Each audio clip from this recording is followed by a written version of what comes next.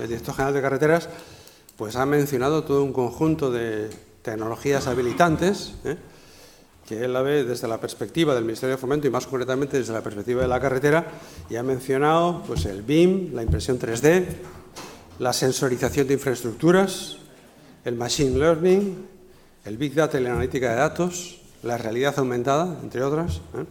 Entonces yo creo que ese ya es un punto para ver que la transformación digital pues, es omnipresente, ¿no?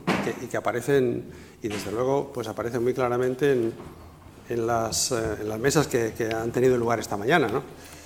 Como la dedicada al cambio climático y como la dedicada a la innovación, ¿no? Y en particular en esta de la innovación pues, ha sido muy expresiva también la intervención de la representante de INECO, ¿no?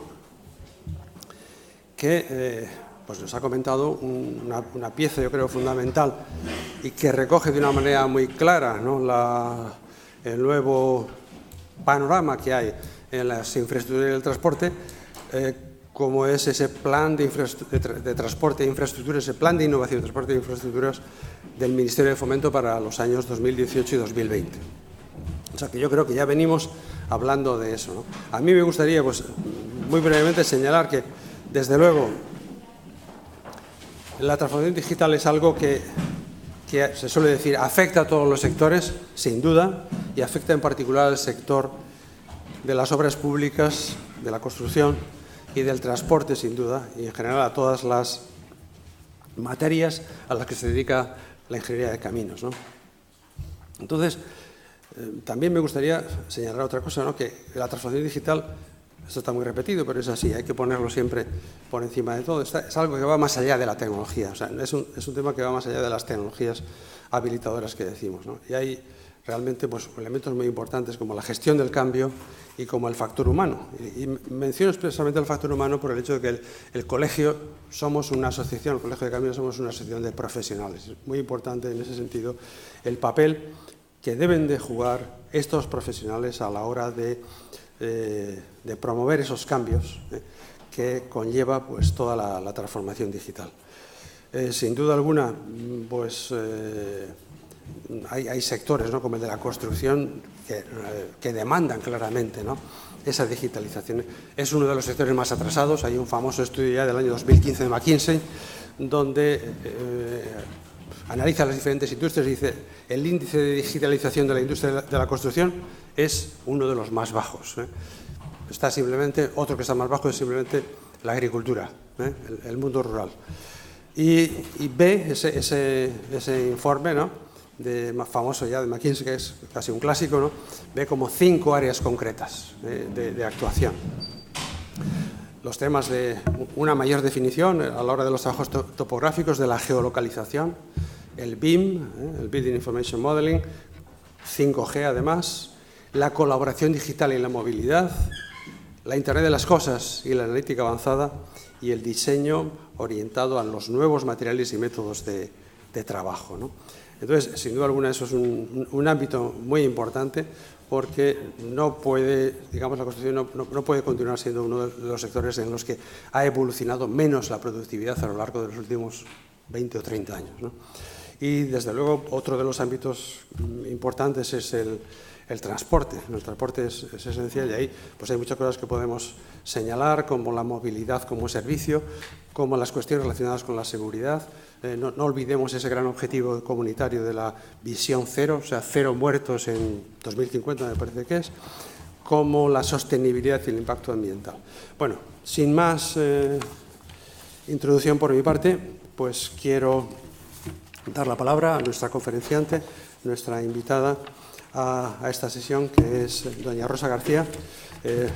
Rosa García es la CEO y presidente de Siemens España. Además, es presidenta no ejecutiva de Siemens Gamesa. Y, bueno, su formación pues, es licenciada en Matemáticas. Y después, bueno, pues tiene a sus espaldas, a pesar de que es muy joven, pues una larga trayectoria de éxito profesional. Cuando quiera, Rosa.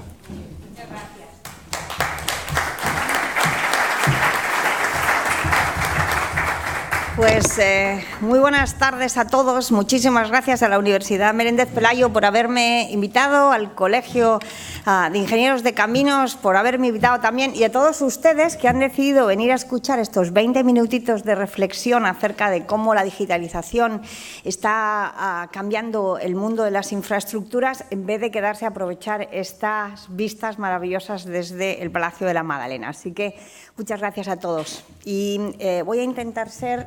Así, perfecto, si me lo pones. Muy bien, pues muchas gracias. Grande, muy bien. Pues como les decía a todos, en estos 20 minutos voy a hacer una radiografía de 3 cosas. La primera, en general, de la problemática que estamos sufriendo con el tema de la urbanización, ¿no? Esta tendencia que estamos teniendo los humanos a movernos cada vez más desde el mundo rural hasta lo que llamamos la ciudad. La segunda es ver cómo la digitalización puede ayudar en la parte más hardcore de dentro de la ciudad y después darles unos pequeños ejemplos. ¿Vale? Entonces, vamos a empezar primero con las ciudades. Ustedes lo saben, en España a día de hoy, casi 3/4 partes de la población ya vive en ciudades, y a nivel mundial más de la mitad de las personas viven en ciudades. Y vivimos en ciudades no porque nadie nos esté forzando a vivir en ellas, sino porque hemos descubierto que tal como estamos organizados, pues nos encontramos que tenemos mejor calidad de vida, tenemos mejores trabajos, mejor sanidad, mejor formación, y de forma voluntaria dejamos el pueblo o el lugar pequeño en el que solíamos vivir y donde éramos unos entes bastante menos contaminantes, y nos venimos a vivir a una ciudad. Por cada segundo hay 2 nuevas personas viviendo en una ciudad, ¿vale? Un segundo, 2 personas, un segundo, 2 personas. Así pues, y el problema no solamente es que vamos a vivir en grandes ciudades, sino que vamos a concentrarnos todavía más, ¿no?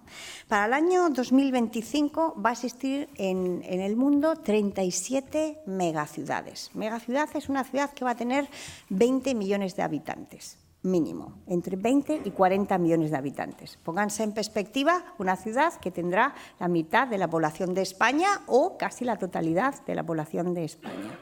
Y empiecen a pensar en la cantidad de problemas que esto empieza a generar. A nivel político, pues podemos hablar del gran cambio, ¿no? De que estábamos hablando antes de la política de los países, después llegamos a hablar a la política de las regiones, y dentro de muy poco realmente empezaremos a hablar de la política de las ciudades, porque es realmente ahí donde se va a concentrar el 90% de la riqueza del planeta. ¿Vale? Así pues, nos estamos encontrando, como os decía, en un lugar donde la urbanización es algo que es imparable y que, sin embargo, pues, desgraciadamente no hace más que generar problemas y problemas. Porque cuando nos cambiamos a una ciudad nos convertimos en entes tremendamente contaminantes, ¿no? Entonces, vamos a saturar en general. Si ya tenemos un planeta que aproximadamente a mitad de año decimos que hemos dejado de consumir los recursos naturales que se han generado durante el año y que empezamos a consumir los recursos naturales que deberíamos tener para nuestros hijos, pues en el caso de las ciudades se produce un estrés todavía mayor. Estresamos la energía, sobre todo el agua, y en el tema de los residuos, ¿no? Para el año 2030, pues vamos a consumir un 25% más de energía que la que consumíamos en el año 2012. Para el año 2050 vamos a duplicar el número de coches que teníamos en el año 2015. Y vamos a generar, pues en estas macrociudades con estos de 20 a 35 millones de habitantes, pues realmente un colapso circulatorio muy importante, ¿no? Generando gran cantidad de CO2 y contaminando absolutamente todo, ¿no? Por eso, pues es nuestra responsabilidad el empezar a ver cómo vamos a utilizar la digitalización de una forma que nos permita maximizar los retornos de las infraestructuras que están ustedes ya construyendo. De tal forma que no tengamos que seguir aumentando muchas de estas infraestructuras, sino que seamos capaces de sacarle más cosas, ¿no? Cuando hablo de más cosas, pues por ejemplo estoy hablando de la energía. A día de hoy las ciudades son realmente los entes más contaminantes. El 36% de la energía que se consume, que se produce, que se consume en el planeta, y del CO2 que estamos produciendo, pues se produce en el gasto dentro de los edificios y un 42% en el transporte, ¿no? Bueno, pues utilizando las mismas redes energéticas pero de una forma mucho más digitalizada, podríamos ser capaces de ahorrar hasta un 40% en energía, ¿no? Así pues, tenemos que estar constantemente pensando en cómo podemos utilizar la digitalización para sacar más cosas, ¿no? Las ciudades españolas ya son conscientes de todo esto y pues empezamos a tener algunas ciudades que ya son punteras. Madrid, Barcelona o Málaga están entre las 100 primeras del mundo, y Santander, donde nos encontramos hoy, pues tiene más de 20.000 sensores puestos, ¿no? Bueno, vamos a hablar de la zona que a ustedes les interesa más, porque son ingenieros de caminos. La primera parte que tenemos que pensar es que como ciudadanos, nuestros representantes, nuestros alcaldes, nuestros representantes, lo que tienen que estar es intentando que estas ciudades donde estamos viviendo sean sostenibles en 3 áreas, ¿no? Una sostenibilidad que es económica, una sostenibilidad que es social y una sostenibilidad que es medioambiental. Y en el fondo, lo mismo que las empresas, pues todas las ciudades tienen que tener algo por las que se las reconozca, ¿no? Pueden querer ser las ciudades que atraigan a más extranjeros, que tengan más start-up, que sean más industriales, que sean más turísticas, que atraigan más a la tercera edad. Es importante saber esa ciudad qué es lo que quiere ser económicamente, de dónde va a generar su riqueza, porque eso va a forzar a tener unas ciudades con un tipo de arquitectura u otro, unas ciudades con un tipo de perfil incluso físico u otro, ¿no? Por supuesto, luego está la parte más emocional, el alma de la ciudad, ¿no? Que es la parte social, es cómo se va a educar a los niños, qué tipo de hospitales se va a tener, qué tipo de ayudas sociales se van a tener para que no existan grandes diferencias, qué tipo de seguridad se les va a estar dando a los ciudadanos. Y es la parte más emocional de la ciudad, y luego está una parte que es muy física, la medioambiental, ¿no? Es decir, pues qué tipo de edificios y qué tipo de energía voy a consumir y qué tipo de redes de transportes, ¿no? O sea que en el fondo una ciudad podría ser dividida como las personas, en el alma, que es toda esta parte social y económica de la que les estoy hablando, y una parte física. Si ustedes cierran los ojos, ¿qué es una ciudad? Pues una ciudad son solamente 3 cosas, ¿no? Es edificios que pueden tener muchos olores y sabores, pero que todos deberíamos trabajar para que cada uno de esos edificios fueran perfectos en cada una de las actividades. Es decir, no es lo mismo un edificio como puede ser un hospital, que tiene que ser tremendamente resiliente cuando a la ciudad le van las cosas muy mal, que son los grandes territorios, las grandes inundaciones, los grandes terremotos, todo ese tipo de cosas, o un edificio como puede ser el Palacio de la Ópera, que lo que tengo que hacer es diseñarlo de tal forma que la acústica sea magnífica, ¿no? O sea que hablamos de edificios que son muy distintos en su personalidad, pero que en el fondo pues, son lo que son. Hablamos de redes de transporte, que es lo que permite a las personas que viven en los diferentes edificios y que trabajan, estudian, se cuidan, moverse de un lado a otro, y también que nos permite llevar los materiales desde cualquier parte que tengamos, pues el alimento o los materiales de construcción o industriales, hasta el lugar donde van a ser consumidos o vendidos. Y por último, una serie de servicios básicos, como pueden ser los servicios de la seguridad, el agua, la energía, las basuras, que es lo que hacen que la ciudad se mantenga, como les decía, medianamente sostenible. Y en esto andamos, ¿no? Y por eso necesitamos unos alcaldes que sean capaces de tener un plan digital de su ciudad. Y en general lo que ha pasado con los alcaldes es que han sido tremendamente buenos en digitalizar la periferia de las ciudades. ¿A qué me refiero? Al alma de las ciudades. Casi todos ustedes, pues, si viven en una ciudad, tienen una web donde les informa de todas las actividades culturales y turísticas que hay en su ciudad, les permiten que si ven un banco que tiene la pata rota le hagan una foto, les permite quejarse de su vecino porque hay ruido, todo esto electrónicamente. Pero muy pocas veces nos encontramos con alcaldes que son capaces de hablar de las cosas que realmente son muy importantes para ustedes como ciudadanos y también para ustedes como ciudadanos del mundo, en el sentido de que preserven agua, que consuman menos energía, que eviten atascos de tráfico, que les hagan a su ciudad mucho más sostenible, es decir, el core.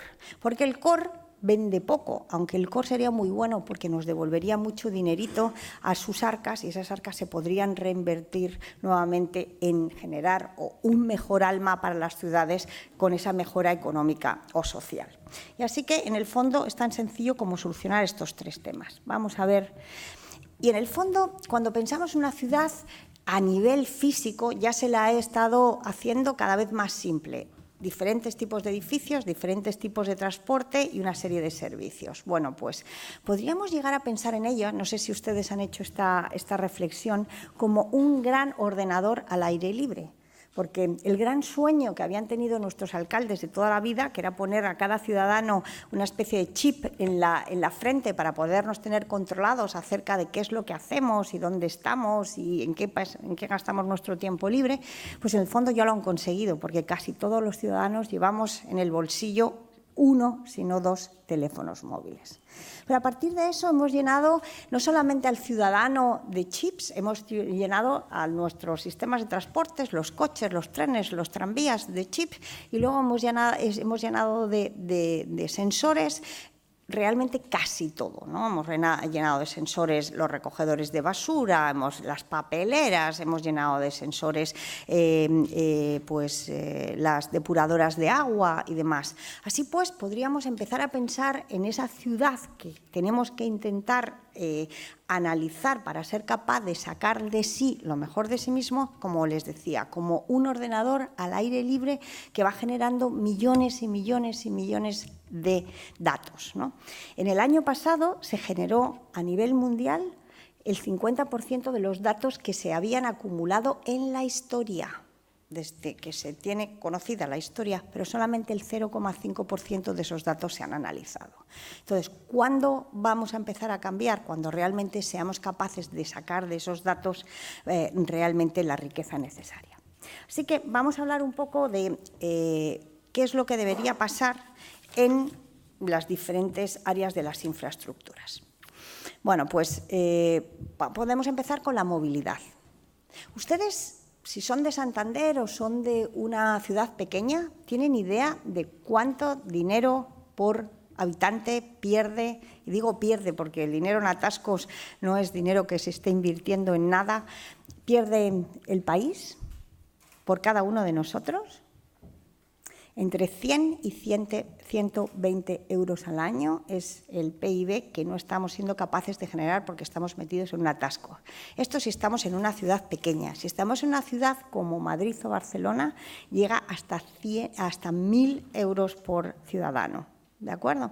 Entonces, es muy importante el que empecemos a pensar el cómo vamos a ser capaces de evitar estos tremendos atascos circulatorios que ya vivimos y los que vamos a vivir en el futuro, ¿no? Ahí hay grandes, en general, hay una gran decepción por parte de los alcaldes, ¿no? Porque con toda esta sensorización y con todas las inversiones que han estado realizando en los últimos años, que están entre los 20 y los 40 millones de euros por ciudad, pues han logrado ser capaces, en la mayor parte de los casos, de predecir. Ellos saben que si juega el Real Madrid y es un partido de Champions, pues da igual, van a tener un atasco. Y si encima llueve, van a tener un gran atasco. pero lo que no son capaces es de predecir, o no de predecir, sino ser capaces de evitar ese tipo de problemas. Y para trabajar en ese tipo de problemas es muy importante que todos esos datos que se están configurando sean capaces de adaptarse, de tal forma que pensemos en el transporte como algo que es multicanal, donde no solamente estén los coches, sino que estén los metros, los tranvías, los autobuses, y que seamos capaces de sacar de cada una de esas vías de transporte lo mejor de cada área. Por ejemplo, si somos capaces de mejorar la señalización ferroviaria del metro, seremos capaces de pasar por la misma vía metros no cada 5 minutos, sino cada 2,5, o incluso seríamos capaces de pasar metros, si los tuviéramos sin conductor, cada minuto, minuto y medio, porque tendríamos mucho más control de dónde se encuentra cada metro y ser capaces de predecir absolutamente todo y evitar accidentes. Si fuéramos capaces de tener la misma mantenimiento predictivo que hacemos en los metros como el mantenimiento predictivo que se hace en el tren del AVE, pocas veces habrán visto ustedes un tren de Siemens del AVE diciendo lo hemos parado entre Madrid y Barcelona, porque no es que no se rompan como todos, pero normalmente se reparan por la noche, porque se tiene un mantenimiento predictivo fuertísimo. Pues seríamos capaces de tener un 40% más de fiabilidad en nuestro entorno de trabajo, ¿no? Es muy importante, como les decía, entonces, aumentar la disponibilidad y optimizar ese rendimiento y tener totalmente integrada todo lo que tiene que ver con el tipo de transporte. Hay algunas ciudades, sobre todo alemanas, que tienen ya un detalle magnífico, ¿no? Que es la posibilidad de decir de dónde a dónde voy, y esto lo vemos mucho con el Google Map, pero más importante, somos capaces de decirle cuánto tiempo quiero andar, cuánto me quiero gastar, qué CO2 quiero producir, y te hacen la mejor de las rutas posibles, por ejemplo, ¿no? Incluyendo la posibilidad de utilizar la bicicleta o incluso transportes como el coche eléctrico alquilado por minutos o el taxi, ¿no? Muy importante. Vamos a ver también edificios. Como les decía, en los edificios lo más importante es estar pensando que tenemos que trabajar en ellos y hacerlos perfectos para lo que estén pensados. Algunos serán para vivir, otros para estudiar, otros para ser sanados y otros para oír música, ¿no? Y en ellos la parte más principal que tenemos que estar intentando es hacerles tremendamente ecológicos, ¿no? Entonces, en España tenemos una serie de leyes que yo creo que serán cambiadas pronto, donde pues el autoconsumo todavía no está muy favorecido, ¿no? Pero independientemente de si nos permiten mayor o menor capacidad de autoconsumo, lo que sí que podemos estar haciendo es analizando los datos de ese edificio, ¿no? Una vez que esté construido o antes de que se construya. Cuando somos capaces de utilizar tecnologías como BIM y tecnologías como el gemelo digital, es decir, que somos capaces de crear una imagen digital del edificio que yo voy a construir y a través de temas de macrocomputación, ser capaces de intentar adivinar cómo se va a comportar con respecto a la cantidad de personas que van a estar, cuánto van a estar, el tipo de temperatura que voy a tener a mi alrededor y demás, pues puedo llegar a ser capaz de ahorrar hasta el 40% de energía, ¿no? También sabemos dónde nos están reuniendo las personas y cuántas personas están o van a estar en una sala de reuniones, a qué temperatura o a qué temperatura y en qué momento va a ser importante conectar los flujos de agua caliente. Son, como yo siempre decía, la parte fea, no la triste, pero la que no se suele ver de los edificios, pero que realmente es la que le devuelve al ciudadano un montón de dinero, ¿no? Como les decía, cerca más o menos de un 40% de los ahorros, ¿no?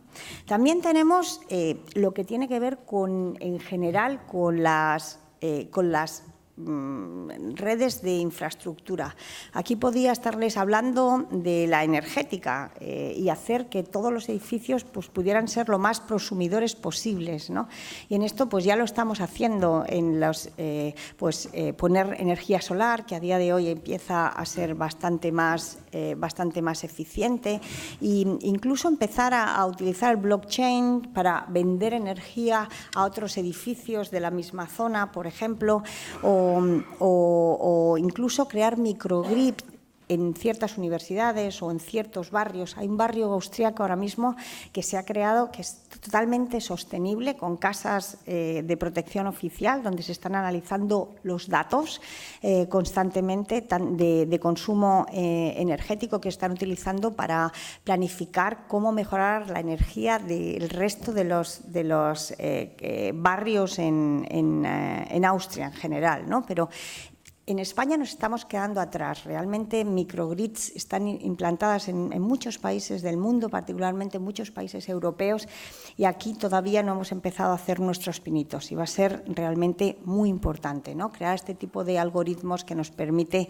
que los edificios sean prosumidores, ¿no? Pero no solamente deberíamos hablar de la energía, también podríamos hablar, por ejemplo, del alumbrado público. Parece una tontería, pero entre el 40 y el 60% de los gastos de un ayuntamiento son precisamente de alumbrado público. Y si fuéramos capaces de sensorizar ese alumbrado público y si fuéramos capaces de poner cosas tan sencillas como LEDs, podríamos tener unos ahorros aproximadamente de un 50% de ese gasto que se hace en energía. Así que estaríamos ahorrando aproximadamente 445 millones de euros al año en España. O el agua. ¿Ustedes saben cuánto agua gastamos al día por habitante? 252 litros de agua al día por habitante. A una media de 1,80 €, pues pueden ustedes ir haciendo la cuenta. ¿Y ustedes saben de media cuáles son las pérdidas de agua de una ciudad media en España? 15%. Pues bueno, ustedes son ingenieros de caminos, saben que es súper sencillo el identificar cuándo tenemos pérdidas de agua y que de una forma realmente muy simple seríamos capaces de reducir al menos entre un 20 y un 30% de esas pérdidas. Hagan los cálculos y verán la millonada que podríamos estar ahorrando. O residuos, igual. ¿Cuántos residuos generamos al año por ciudadano? 500 kilos, 460, para no exagerar, pero es un número menos redondo que estos 500 que le decía. Esto supone algo así como 2.200 millones de euros al año simplemente en recogidas de basura. Bueno, pues haciendo varias cosas, ¿no? La primera es sensorizando el trayecto de la recogida de basura, de tal forma que estos camiones que tanto nos molestan por la noche solamente fueran a los lugares donde realmente necesitan recoger la basura. Podríamos ser capaces de ahorrar entre un 30 y un 40%. Esto haría aproximadamente 1.000 millones de euros de ahorro. Todo este tipo de cosas, como les decía, la gente habla de digitalización y piensa en los pájaros y las flores, en la digitalización en general del exterior de la ciudad, cuando ustedes deberían ayudar a los ayuntamientos a realmente empezar a digitalizar el corazón de las ciudades, ¿no? Aquí les he puesto mis 5 minutos, que no pienso ni gastarlos, de promoción. Es decir, todo, aquí está la tecnología de Siemens, pero si en vez de Siemens ponen mi competencia, pues también es todo ese tipo de tecnología que uno tiene que hacer. Y, por ejemplo, no nos olvidemos todos los temas de ciberseguridad, importantísimo, ¿no? Y bueno, nosotros aquí, pues, estamos ayudando en general a clientes y no quiero hacerles ni un minuto de promoción, ¿no? Pero pues desde en Barcelona todos los sistemas que controlan las cercanías para ser capaces de detectar cuándo se va a producir algún tipo de problema y enrutar que se van a producir los problemas y acabar reenrutando las líneas, o hacer edificios que son lo más verdes posibles, como la Torre Peli en Sevilla, que es el edificio más en este momento que consume menos energía, a pesar de ser una de estas grandes torres de más de 40 pisos. O, por ejemplo, Viesgo. Se han visto ahora mismo los anuncios, ¿no?, cómo se diferencian del resto de las eléctricas. Dicen, somos capaces de hacerle a usted que es mi cliente, un análisis de cómo va usted a ahorrar energía, porque puedo hacerle un análisis personalizado. Todas esas cosas son en las que estamos. Como les decía, solo tenía 20 minutos que he cumplido exactamente y solo quería decirles esto, ¿no?, que en ustedes está, y es muy importante, hacer esta transición, ¿no?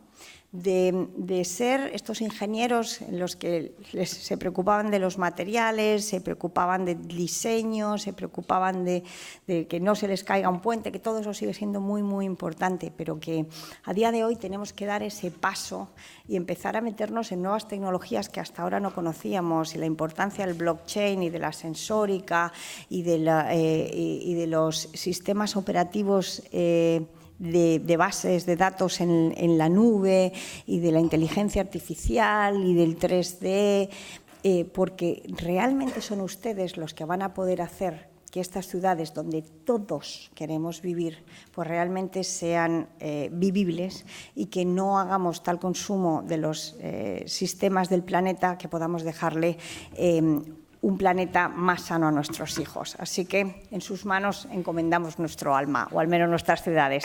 Buenas tardes.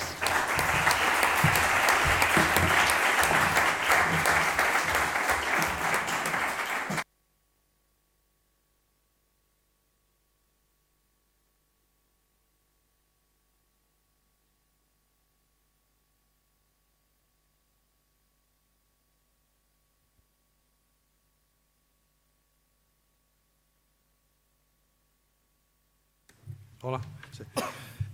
Bueno, muchísimas gracias, Rosa, por tu presentación. Lamentamos que no puedas seguir con nosotros, pero ha sido muy, yo creo, muy estimulante, ¿no? para toda la auditoría. Gracias. Entonces, ahora continuamos con la mesa redonda que va a moderar Borja Vergareche, pero me va a permitir, Borja, quizás hacer una pequeña introducción de las personas que están con nosotros. Voy a hacerlo en el orden que están en el programa. A mi izquierda está Alejandro Tosina, es ingeniero de telecomunicación y es director de Economía Digital de Red.es, la entidad pública empresarial que ahora está adscrita al Ministerio de Economía y Empresa. De Economía y Empresa, al que está adscrita pues toda la Secretaría de Estado de Sociedad de la Información y Agenda Digital. Luego va a intervenir Soledad Antelada, a la que agradecemos muchísimo que haya podido estar con nosotros, viniendo además desde tan lejos, desde la costa oeste. Ella es ingeniera en ciberseguridad y trabaja en el Lawrence Berkeley National Laboratory. O sea que tu foco seguro que va a ser en ciberseguridad. Sí. Estupendo, es algo que además nos faltaba por cubrir. Luego, a continuación, al lado de Alejandro, está Juan Elízaga, que es director de Innovación y Medios de Ferrovial Agromán. Y, bueno, pues también tiene otro punto a su favor, que es ingeniero de caminos. Tenía que haber dicho antes. Y en el otro lado está Enrique Serra, que es consejero delegado de Banco Caminos y que además pues yo creo que es muy buena aportar la visión de las entidades financieras a todo lo que es el proceso de transformación digital. Y yo sin más le dejo la palabra a Borja Vergareche, que es director de innovación de Fomento y que, bueno, pues seguro que nos va a moderar magníficamente la mesa. Gracias, Víctor. Director de innovación de Vocento, porque Fomento suena algo de lo que carezco absolutamente de competencias. Sí. Tampoco soy periodista, soy licenciado en Derecho, que es peor, diríamos, en una mesa y un aforo de ingenieros. Es un placer estar aquí, gracias a la UIMP y al colegio y a mi querido amigo Antonio Papel por invitarme a esta mesa y este encuentro. Os proponíamos la siguiente dinámica, esperamos que os parezca bien, para aprovechar al máximo pues, las distintas perspectivas y los distintos perfiles que tenemos en esta mesa. Porque es verdad que hablar de transformación digital, a mí mismo cuando me llaman a mesa sobre transformación digital en los medios, yo siempre les digo que bajen el balón al suelo mucho más, que hablar de transformación digital es hablar del aire que respiramos, ¿no? Y bueno, vamos a intentar hacerlo en este panel.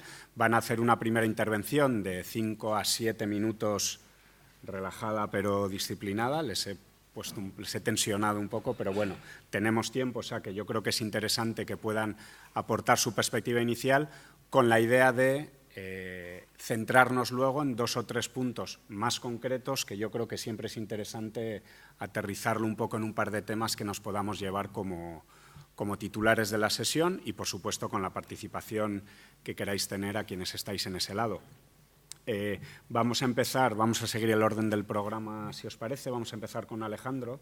Y Alejandro, queríamos plantear lo siguiente, ¿no? En la escala de adaptación digital del 0 al 10, ¿cómo están las empresas españolas desde vuestra atalaya, que es bastante interesante, yo creo?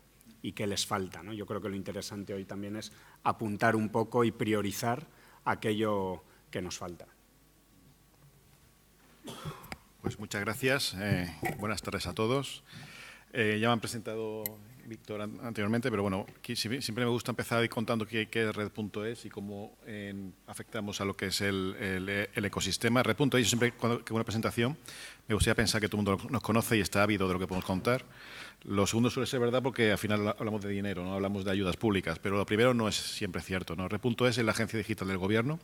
Como bien ha dicho Víctor, pertenecemos al Ministerio de Economía y Empresa recientemente. Y nuestra misión es fomentar la sociedad de la información, fomentar la digitalización de la sociedad, de las empresas, de todo el ecosistema nacional, ¿no? Sobre todo en un cambio de paradigma que tenemos ya encima de la mesa, que es la transformación de la sociedad a una sociedad totalmente digitalizada. Eso ya no se habla de futuro, se habla de presente. Siempre digo que me encanta trabajar en este sector porque me permitirá dentro de unos años poder hablar de algo con mis hijos, porque realmente los jóvenes de hoy en día, los clientes y los empleados del futuro, incluso del presente, ya hablan de forma diferente, se relacionan de forma diferente, trabajan de forma diferente y aprenden de forma diferente. Entonces, todas esas patas son lo que estamos trabajando desde Red.es para fomentar la digitalización de la sociedad española. Cuando hablamos de digital, ya no hablamos del sector digital, y curioso que lo diga un ingeniero de telecomunicaciones como yo, en un foro de caminos, ¿no? Realmente la digitalización abarca toda la sociedad y lo que es la tecnología digital es un mero habilitador. No sé, cuando hablamos de transformación digital no hablamos esto no va de tecnología, no habla de infraestructura, no va de fibra óptica, de móviles. Esto va de personas que están formadas, que tienen un valor que aportar a una empresa o una sociedad, y de empresas que usan ese valor para generar un servicio, un producto, ¿no? Y llegar a un cliente, ¿no? Por lo tanto, la transformación digital ya es holística, ya es a todos los niveles de la sociedad. Y esta transformación está dirigida sobre todo por el nuevo cliente, que cuando hablamos de las pymes, sobre todo de las empresas, el cliente es diferente. El cliente digital está muy informado, sabe lo que quiere, pide una customización al más alto nivel, no es como la anterior época en la que la cadena de montaje puede ser en el paradigma de producción. Siempre digo la famosa frase aquella del Ford Modelo T, que se puede comprar de cualquier color siempre que sea negro, ¿no? Es decir, esto es lo que hay, si quiere lo compre, si no también. No, ahora el cliente pide, el cliente se informa y sabe lo que quiere.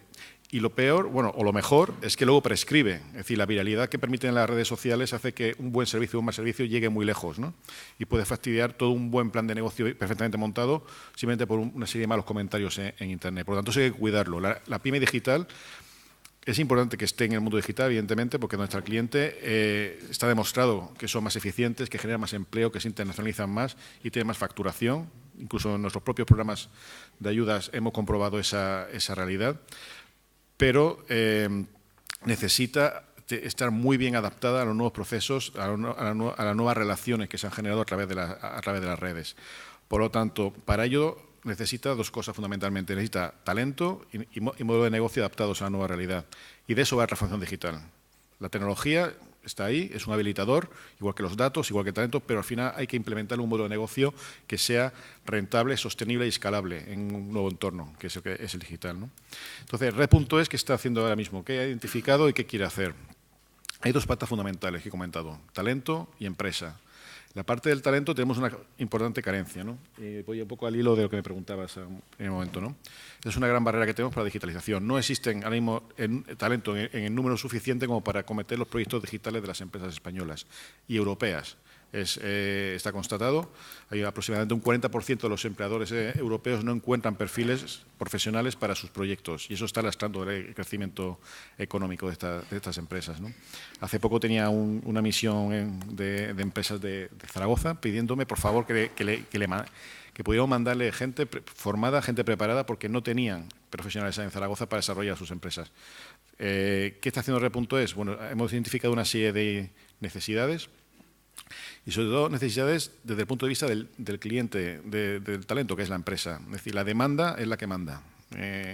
En ese sentido, no queremos fomentar lo que es el push de formación, es decir, tenemos ayudas, evidentemente, a becas para gente que se forme de digital, pero nuestros principales instrumentos están orientados a que las empresas deciden qué es lo que necesitan, qué currículum necesitan para emplear directamente a la gente y subvencionar esa formación siempre que haya una garantía de contratación posterior. Nuestro primer instrumento fue de garantía juvenil, pusimos 20 millones encima de la mesa el año pasado y la demanda fue por 45. O sea, la demanda más que duplicó los fondos disponibles. Este instrumento que se está cerrando este año se va a repetir en el futuro muy cercano. Y con la misma visión, las empresas son los beneficiarios de nuestras ayudas, deciden qué necesitan para acortar la curva de aprendizaje de esos profesionales y pueden hacer una empleabilidad directa en cualquier tecnología. Es decir, no vamos a prescribir nada a priori, serán los demandantes de estas ayudas los que decidan qué lo que necesitan. También vamos a la siguiente parte de la ecuación, que es los profesionales que ya están trabajando. Yo siempre pongo el ejemplo, y espero que mis padres me perdonen, porque siempre digo que lo que me decían cuando era pequeño era que estudiase, que sacara buenas notas y algún día trabajaría en una gran empresa y hasta que me jubilase. Ese paradigma ha cambiado también. Hoy en día la formación continua es importante. Ya no terminar la carrera y trabajar, como todos bien saben, ya no es una garantía de seguridad. Ya vivimos un mundo que ya la seguridad no es un valor. Hay que estar permanentemente actualizándose en formación, en capacidades. Y esa es la segunda pata que hemos desarrollado, un programa de formación continua que lanzamos este año por 11 millones de euros para subvencionar planes de formación de empresas a sus trabajadores, empresas digitales y no digitales, que se están transformando y necesitan meter esas competencias en sus profesionales, en empresas de producción, de construcción, de retail, de cualquier sector, ¿no? Ese es el valor que queremos darle a la transformación digital, ¿no? También la demanda ha superado ampliamente los fondos y es un programa que se va a seguir repitiendo en el futuro. Ahora mismo estamos en fase de resolución. Por lo tanto, esa es la principal pata que tenemos ahora mismo, la persona digital, el empleado digital. Luego viene cómo ese empleado genera valor a través de una empresa. La empresa es la entidad que genera, realmente integra la oferta y la demanda, genera productos, servicios, es al final agente económico, ¿no? Entonces, vemos que hay un problema. En España, no me atrevería a decir entre el 0 y el 10 cómo están posicionados. En España, dentro de Europa no estamos mal. En el último informe de digitalización de la sociedad española estamos los décimos de toda Europa y en digitalización de pymes somos los cuartos. El problema es que toda Europa está bastante mal en digitalización de pymes, es decir, no es una referencia. Estamos los cuartos dentro de un vagón que no es de cabeza precisamente. El año pasado hablé con un delegado alemán que se quejaba de que el 20% de sus pymes estaban digitalizadas, solamente el 20%, y es Alemania. Bien, estamos por encima de Alemania en ese indicador, pero tampoco estamos muy por encima en general. Es decir, hay que trabajar mucho en este ámbito. Y para ello las pymes, bueno, las empresas en general y las pymes en particular, hemos identificado 3 grandes barreras para su digitalización. Yo le llamo las 3 Cs, que es el convencimiento, el conocimiento y el coste. Primero, convencimiento, que tienen que saber que tienen que digitalizarse, porque estamos en un entorno global y digital en el que las plataformas y los grandes proveedores globales están atacando ya nichos de mercado que podríamos considerar que no tenían por qué serlo. Es decir, hasta la panadería de la esquina, que es un negocio muy tradicional, muy de cercanía, muy de proximidad, ya tiene una plataforma online que te das frescos en fin de semana, con lo cual realmente ese modelo de negocio también tiene que repensarse. Entonces, convencer a la pyme que está, y sobre todo a la micropyme que está en su día a día, en vender, en producir, en su negocio que le ha dado los euros durante los últimos años, de que tiene que cambiar su modelo de negocio, tiene que transformarse, es delicado y es lo que vamos a afrontar a través de las oficinas de transformación digital, que es un instrumento en el que queremos generar ese acceso a la última milla, llegar a las pymes en su entorno local, en su entorno sectorial, para convencer, para difundir la necesidad de entrar en un mundo de digitalización. Luego está el conocimiento. Una vez que ya están convencidas, ¿cómo? ¿Qué hago? ¿Cómo yo no tengo una empresa, una pyme, una micropyme no tiene ingeniero de teleco, informáticos o gurús del marketing digital en sus filas? Tampoco lo necesita, es decir, tiene su negocio. La idea es generar los asesores digitales. Es un instrumento de R.es para homologar una serie de profesionales que sí sepan llegar a esa pyme y digitalizarla en el sentido amplio, tanto en sus procesos internos, el acceso a tecnología, el acceso a conocimiento o el acceso a los clientes, cómo contactar con los clientes de una forma digital y más dinámica. Eso está ahora mismo en marcha, estamos homologando asesores y al final, en la segunda mitad del año, lanzaremos la convocatoria a las pymes para que adquieran contraten a estos asesores y hagan estas capacidades con una subvención. En el coste, ahí todavía no hemos entrado, las ayudas finalistas son, bueno, no estamos en un momento ánimo como para dar subvenciones muy masivas, pero bueno, es la tercera necesidad que deberían acometer las empresas. Nosotros estamos orientándonos más a la parte de oferta, más a la parte de desarrollo de soluciones a mercado, dinamizar el mercado de la oferta más que de la demanda. Pero bueno, eso es algo que en el futuro podrá evolucionar. Sobre todo porque bueno, estamos en un momento ahora mismo de cambio de políticas, de cambio de estrategias y bueno, habrá que ver cómo nos llega. Pero en general lo que es el conocimiento, el convencimiento, es decir, llegar a la pyme a decirles cómo se tienen que adaptar, qué tecnologías adquirir, cómo capacitar a sus profesionales, cómo cambiar sus modelos, eso sí está ya desarrollado y estamos trabajándolo. No voy a extender mucho más, creo que ya me he colado un poco, me parece, lo siento. Simplemente pues comenta que de repente seguimos repensando cómo poder ayudar a los sectores, a la economía, a las empresas y a las personas para digitalizarse y tener éxito en nuestro nuevo paradigma. Y seguimos hablando de esto. Muchas gracias. Muchísimas gracias.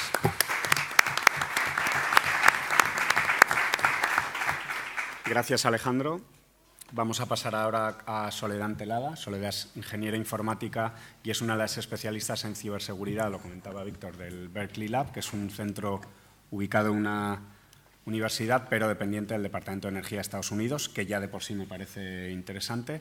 Y le vamos a pedir que aborde un poco el aspecto más concreto de la ciberseguridad como reto y la adaptación de las empresas, pero también de los gobiernos, a esta amenaza y quizás la perspectiva comparada, visto desde Estados Unidos, cómo estamos en España, ¿no? Que yo creo que es lo más inmediato para nosotros y en función de tu experiencia profesional, cómo lo ves y cuánto falta por recorrer. Muy bien. Hola a todos. Bueno, córtame si me paso, porque yo creo que voy justa, pero gracias por invitarme. ¿Se escucha? Sí. Estoy un poquito con jet lag, para mí son las 8 de la mañana, acabo de llegar de Estados Unidos, para mí son las 8 de la mañana, lo que significa que más o menos es como si estuviera sin dormir, pero estoy muy contenta de estar en Santander y en España en general. Bueno, mi nombre es Soledad Antelada, toledano, yo soy de Málaga.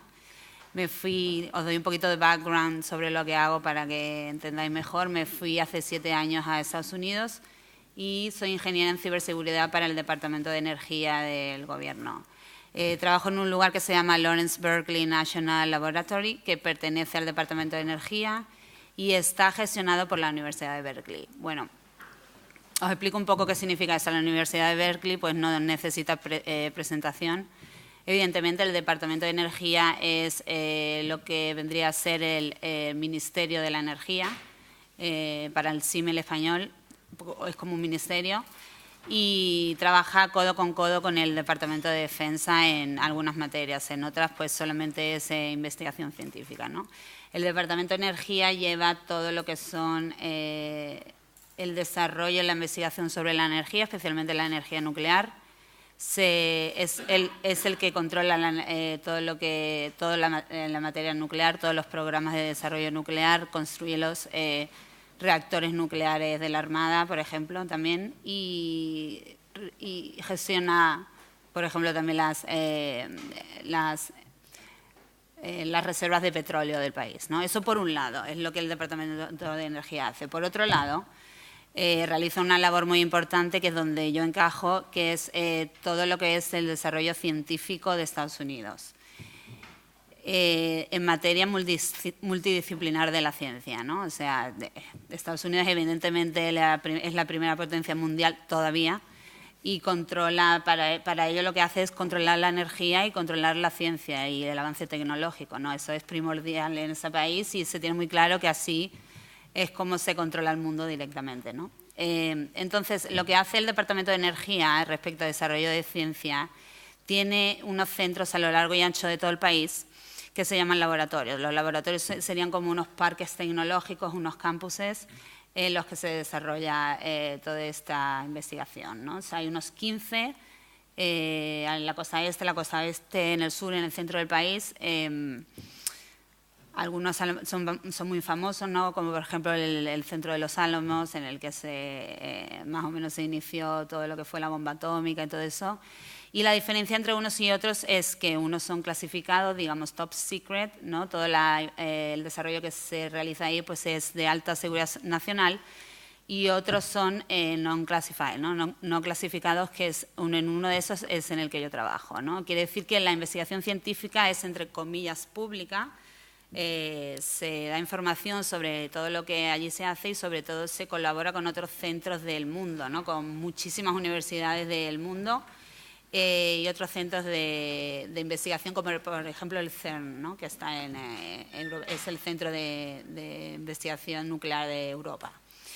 Esto es un poquito el background de todo lo que significa Departamento de Energía y Laboratorio Nacional en Estados Unidos. Entonces yo trabajo en uno de ellos, que es el Laboratorio de Berkeley, uno de los más antiguos, y trabajo en el Departamento de Ciberseguridad, en operaciones, que quiere decir primera defensa de ciberseguridad del Ministerio de Energía, porque todos los laboratorios están conectados entre sí por una red, evidentemente, y también están conectados con el Ministerio en Washington, ¿no? Y es primera línea de defensa del gobierno, digamos.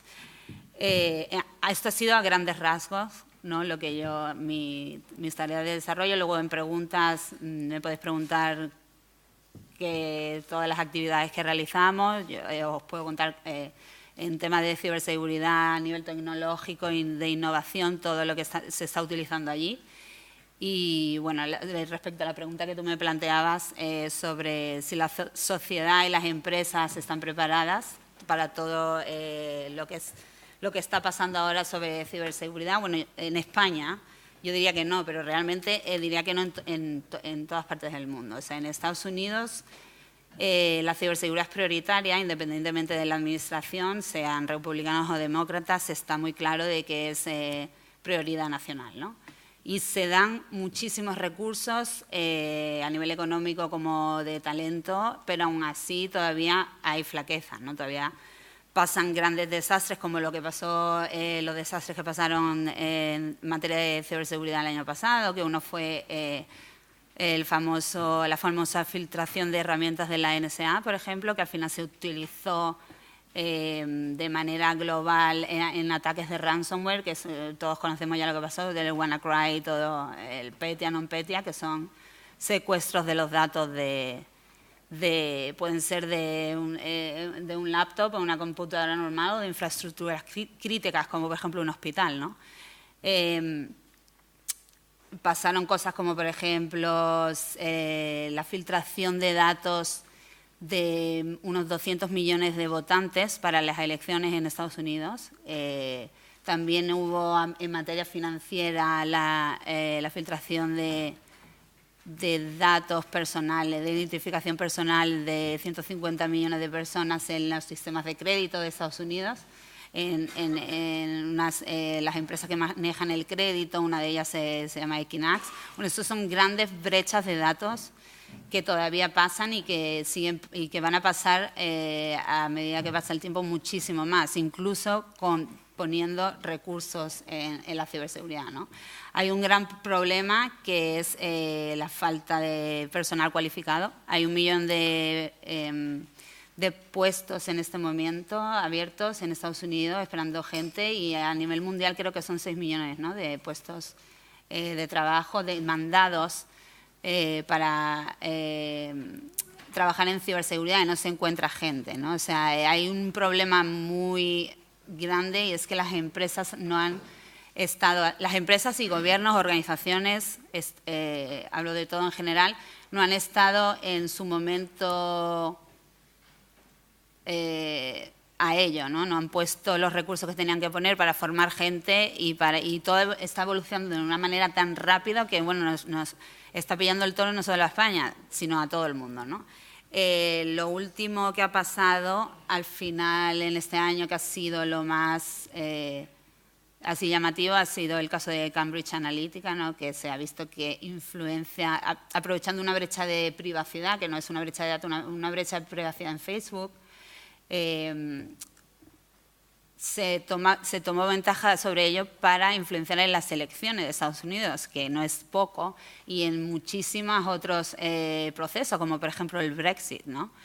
Entonces, eso da una pauta como para ver que la ciberseguridad en realidad le está dando forma al mundo ahora mismo, no solamente a nivel social, porque al final el usuario final es el que está expuesto, somos todos nosotros, bueno, nosotros estamos, todo el mundo está enganchado a alguna red, y no solo a nivel social, sino también a nivel económico y a nivel político.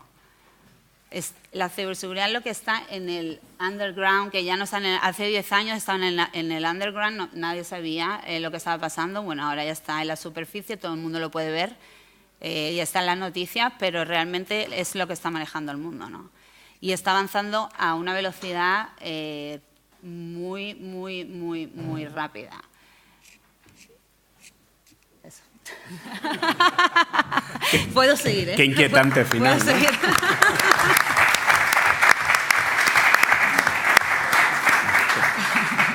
¿Cómo de rápido? Luego nos lo cuentas para prepararnos. Seguimos con este pantallazo inicial y luego profundizamos. Seguro que Soledad ha mencionado cuestiones muy interesantes también. Vamos a pasar a Juan Elízaga. Juan es director de innovación y de medios en Ferrovial Agromán, con lo cual es un perfil interesante para contarnos un poco un caso de transformación digital de una gran empresa de un sector tradicional de la economía real, exitosa, con un ángulo que a mí quizás por sesgo profesional me interesa, ¿no? Además, Ferrovial ha hecho algo que también es importante en la economía de la transformación digital, que es vender la transformación digital, hacer comunicación de ello, porque es un elemento que hace sexy a las empresas, que nos hace ser capaces de reclutar talento mejor. Y yo creo que ha salido mucho el tema de la educación y la demanda de perfiles, ¿no? Pero desde el punto de vista de la empresa, esas credenciales como reclutadores en ciertos perfiles tecnológicos es un reto y al final la transformación digital de empresas es una manera de dar respuesta a este reto y Ferrovial creo que es interesante con todo el esfuerzo en innovación y en I+D que habéis hecho, con lo cual si quieres nos cuentas un poco vuestro caso. Okay. Muchas gracias, Borja. Bueno, muchas gracias primero a la Fundación Caminos y al Colegio y al UIMP por invitarnos y darnos la posibilidad de participar en esta interesante mesa redonda. Bueno, para tranquilidad de Soledad, nosotros tenemos, como le decía en la comida, un responsable de ciberseguridad con categoría de director dentro de la casa porque ya le damos muchísima importancia. Bueno, Ferrovial, como todos sabéis, es una gran empresa de infraestructuras, una empresa que nace de la construcción, pero que ahora mismo, bueno, como pues ataca, por decir, todo el ciclo, ¿no? Es decir, financia, diseña, construye, mantiene y explota grandes infraestructuras, ¿no? Que ese es el objetivo al que vamos. Independientemente, en España también hacemos obras de todo tipo y seguiremos haciéndolas porque no hemos nacido, pero cuando viajamos por el mundo hacemos únicamente grandes infraestructuras, ¿no? ¿En qué grado de digitalización está Ferrovial? La verdad es que, bueno, pues tenemos suerte de que tenemos un presidente que está muy focalizado en la digitalización y sobre todo en la implicación y la aplicación de las nuevas tecnologías para dos cosas. Una, para mejorar nuestros procesos y otra, para evitar pues, que alguien se nos meta en nuestro mercado y nos quite parte del pastel que queremos nosotros coger, ¿no? Es decir, evidentemente en la casa ya, bueno, pues la Internet, numerosos workflows para todo el tema de solicitud de vacaciones, etcétera, muchísimas cosas de recursos humanos, todo eso está digitalizado, todo eso sale por la web, todos tenemos nuestras claves para entrar, acceder y enterarnos de todo. Pero cuando hablas de digitalización, bueno, tenemos hasta un Digital Hub creado. El Digital Hub, lo que queremos hacer con él es todos aquellos proyectos que queremos hacer a corto plazo, que no duren más de 2, 3, 4 meses, que tengan que ver con digitalización, con temas de sistemas inteligentes, por lo que tenemos un Digital Hub con expertos que nos ayudan o a buscar expertos fuera o internamente para desarrollar proyectos cortos, de tal manera que si vemos que avanzan, seguimos y si no, los matamos rápidamente, pero no mantenemos proyectos mucho tiempo que luego son imposibles de implementar porque cuando vas a implementarlo ya ha pasado la tecnología o ya se ha quedado obsoleta, ¿no? Pero si hablásemos de digitalización, decimos, ¿de qué estamos hablando? Estamos hablando de digitalización o digitization, como dicen los ingleses, o digitalization. Digitization es cuando tú lo que estás haciendo es todos los archivos analógicos o todo el papel lo pasas a digital y entonces lo que estás es archivándolo para buscarlo de una manera más cómoda después. O estamos hablando de digitalization, que es digitalización de los procesos internos de la compañía, que es muy diferente, ¿no? Borja me preguntaba también si hablaba, a lo mejor, o podía comentar algún éxito o algún fracaso de la empresa, ¿no? Yo sí dijese fracaso, y eso que creo que Ferrovial, dentro quizá de las empresas españolas de las más avanzadas que está en nuestro sector, Para nosotros es un fracaso que no estemos ya totalmente digitalizados, desde mi punto de vista. Y éxito es que si queremos digitalizar una empresa, tenemos que hacerlo con mucho sentido común. Es decir, porque ahora es un trending topic. Tú vas a una reunión con grandes ejecutivos y preguntas, oye, ¿vosotros qué estáis haciendo de digitalización? No, nosotros estamos totalmente implicados, no sé qué y tal. Pero luego cuando escarbas un poco, realmente en las empresas hay muy poco. Las empresas todavía no han hecho nada porque no es sencillo, ¿no? Es complicado. Para una empresa como la nuestra, que tenemos todos nuestros centros de trabajo dispersos por el mundo, y ahora más todavía, pues es fundamental. Es decir, porque la comunicación tiene que transmitirse muy rápidamente para tomar decisiones, ¿no? Si hemos tenido éxito quizá es porque, bueno, pues ya nuestro presidente en su día, en los años 50, 60 del siglo pasado, pues entonces creó el manual contra el despilfarro y ahí lo que buscaba era la eficiencia, que es lo que tenemos que buscar con la digitalización. La digitalización tiene que ser un medio para buscar ser más eficientes. No es ser digital por ser digital, que eso no aporta nada, ¿no? Y entonces, por una parte está lo que es toda la gestión económica y financiera de nuestros proyectos. Como sabéis, en una empresa constructora nosotros somos la suma de muchos proyectos, es decir, si esos ganan dinero, gana la empresa, pero no es vender lápices, es decir, tenemos que tener muy buenos gestores y tenemos que gestionar muy bien todos esos proyectos. Entonces, en lo que es gestión económica, Ferrovial está digitalizado desde hace mucho tiempo, es decir, desde hace mucho tiempo, pues un director nuestro desde cualquier sitio puede ver los números de su obra y cómo van evolucionando mes a mes. Tenemos la cuenta analítica, todo muy incluido, y yo creo que eso es fundamental. Nosotros no podemos tardar un mes o 2 meses en tomar decisiones porque en un mes o en 2 meses lo que gastas ya nunca lo recuperas y a lo mejor tampoco puedes recuperar la relación con el cliente. Con lo cual, las decisiones tienes que tomarlas rápidas y para tomarlas rápidas tienes que tener datos en los que basarte para poder tomarlas, ¿no? Y cuando hemos tenido algún fracaso es porque esos datos no han fluido como tenían que haber fluido en un momento determinado. Ahora está muy de moda el tema del BIM. Ahí estamos hablando del tema de la digitalización documental y también de los procesos. Es decir, la gente, BIM, el acrónimo significa Building Information Modeling, es como nació. Nosotros lo traducimos como Better Information Management, porque al final lo que estás haciendo es gestionar toda la información de la obra de otra manera diferente. Fijaros, nosotros venimos de construir obras de 2, 3, 4, 5 millones, 100 millones de euros que hacíamos en España, pues ojalá pillásemos hoy en día una obra de 100 millones en España, ¿no? Y bueno, pues, y tú tenías un jefe de obra, un jefe de producción, unos cuantos equipos de obra, etcétera. Pero es que ahora en los proyectos que estamos haciendo en Estados Unidos, que ahora tenemos más cartera que en España, pero en Estados Unidos tenemos 10 proyectos. Lo que pasa es que los proyectos van de 600, 700 millones de dólares a 2.000 y pico millones de dólares. Entonces, estamos cambiando la gestión de una obra, que tú la manejas muy bien, a de repente una obra, como por ejemplo en Dallas, que estábamos haciendo en los momentos punta, pues 2, 3 millones de dólares al día de facturación. Si empiezas a contar ahí albaranes, etcétera, etcétera, lo que se mueve ahí y más de 2 o 3 mil personas trabajando al día, pues o tienes algún sistema de control bueno, o si no, al cabo de un mes o 2 meses, si se te ha desviado un poco la obra, 5%. Bueno, es que los dineros que se te van por ahí, pues es una auténtica barbaridad, ¿no? Con lo cual, para nosotros es fundamental. Yo el otro día, y entonces en la empresa tenemos, ahora mismo hay muchísimas iniciativas, es decir, tenemos tantos grandes proyectos que tienen capacidad financiera suficiente para arrancar. Como el problema que tenemos las grandes empresas es que cuando quieres implementar algo, pues tenemos mucha inercia. Y hasta que decidimos cuál es el mejor método, etcétera, no llegas a la necesidad del proyecto. Con lo cual el proyecto va andando por su cuenta. ¿Qué ocurre ahora?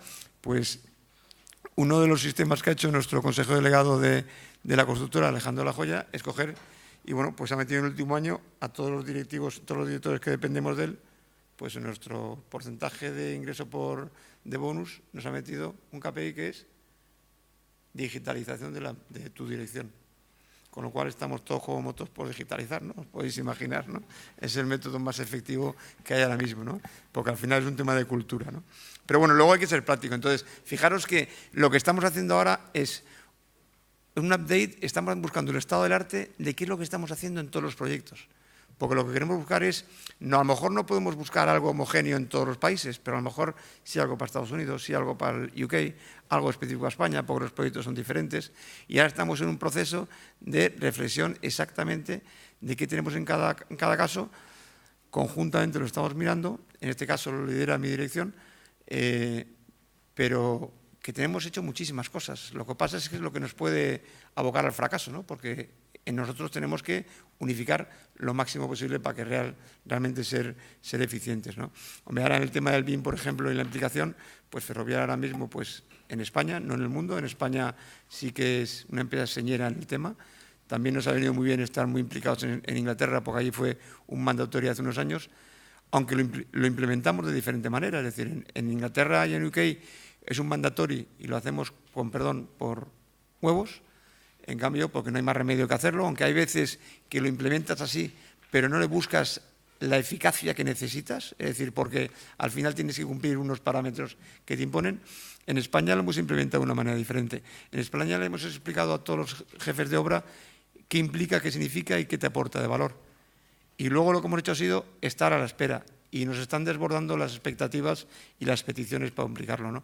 ¿Qué nos ha permitido? Porque también es una oportunidad de digitalización, nos ha permitido que así como en el cliente público todavía no, pues en el cliente privado pues hemos conseguido ganar muchos proyectos por estar desarrollados en todos esos temas, ¿no? Es decir, porque aunque al final es el precio, cuando llegas a discutir al final con un cliente, pues todos en el precio estamos convergiendo casi a lo mismo y te diferencian pues todos los 3 datos, el transmitirle confianza al cliente de que vas a controlar mucho mejor el proyecto y que también él lo va a conocer mucho mejor y que además va a poder ver desde el principio cambios, no cambios que queramos hacer, y eso es fundamental en una empresa como la nuestra.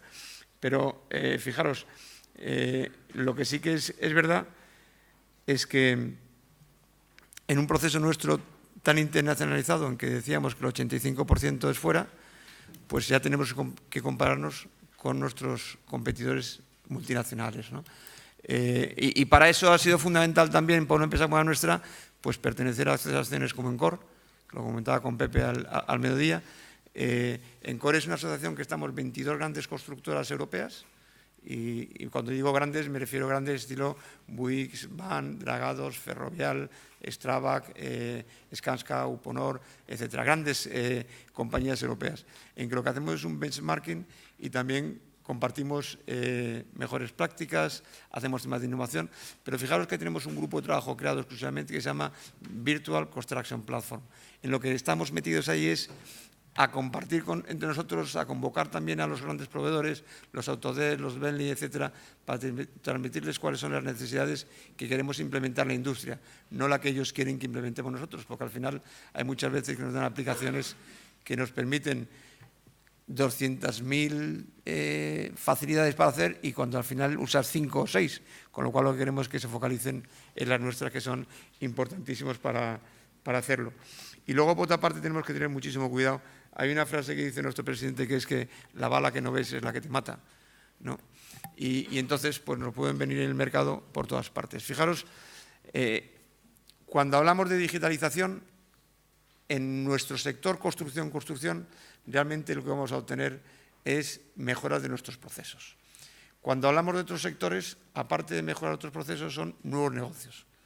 Nuevos negocios o nuevos competidores en tu negocio que vienen de fuera, ¿no? Fijaros que hasta hace poco en construcción eso no se veía. Bueno, nosotros, por ejemplo, en autopistas, pues sí que tenemos miedo que eso nos meta un Google, porque de repente un Google sabe mucho más de nuestros conductores que nosotros y al final a lo mejor puede coger el Google y decir, pues yo le voy a hacer un paquete de venta a todos los conductores a esta cantidad, el peaje, y de repente resulta que lo que tú estás controlando como negocio te lo está controlando otro porque es el que lo cobra a tus usuarios, ¿no? Con lo cual, y hemos comprobado en algunas ocasiones que Google sabía mucho más de nuestros usuarios que nosotros. Con lo cual ahí tenemos que tener mucho cuidado, ¿no? Eso te ocurre también en servicios y nos ocurre también en aeropuertos. En construcción, fijaros que hasta hace poco no. Pero mira, hace poco le han adjudicado en Malta a IBM la gestión del agua del país, porque les ha vendido un sistema para calcular todas las pérdidas que hay en las tuberías, que les pone unos sensores, etcétera, y entonces el que lleva el contrato y el gestor es IBM. De repente nos han cambiado a nuestro cliente, por decir así. Antes era el gobierno de Malta, no es nuestro caso porque no estamos en Malta, pero ahora es IBM.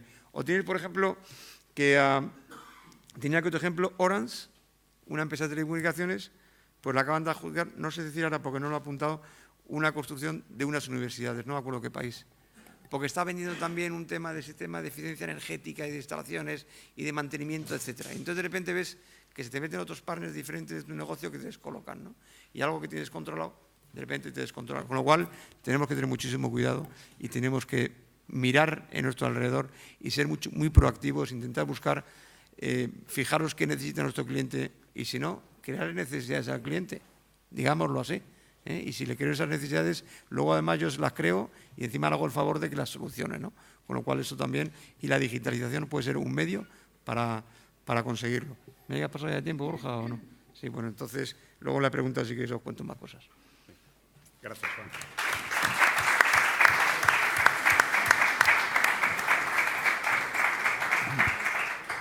Así hacemos unos turnos equitativos. Vamos a volver a una perspectiva que mencionaba Alejandro en su intervención, que es ese nuevo cliente digital caprichoso que exige customización y personalización y todo aquí y ahora, que es ese reto del cliente que lo podemos ver en un sector que se ha enfrentado muy de cara a ese reto, yo creo, como es el de la banca, con Enrique Serra, a mi derecha, a vuestra izquierda, que es consejero delegado de un banco que conocéis bien, del Banco de Caminos, con la siguiente reflexión, ¿no? Para mí, los medios también somos una industria que nos hemos visto revolucionados y sacudidos por esta demanda.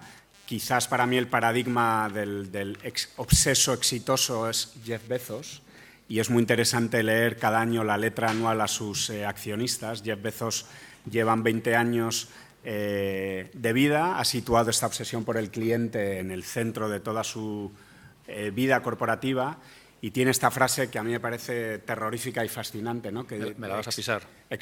El día 1, si no, todos los días, bueno, no sé si la... No, es una broma.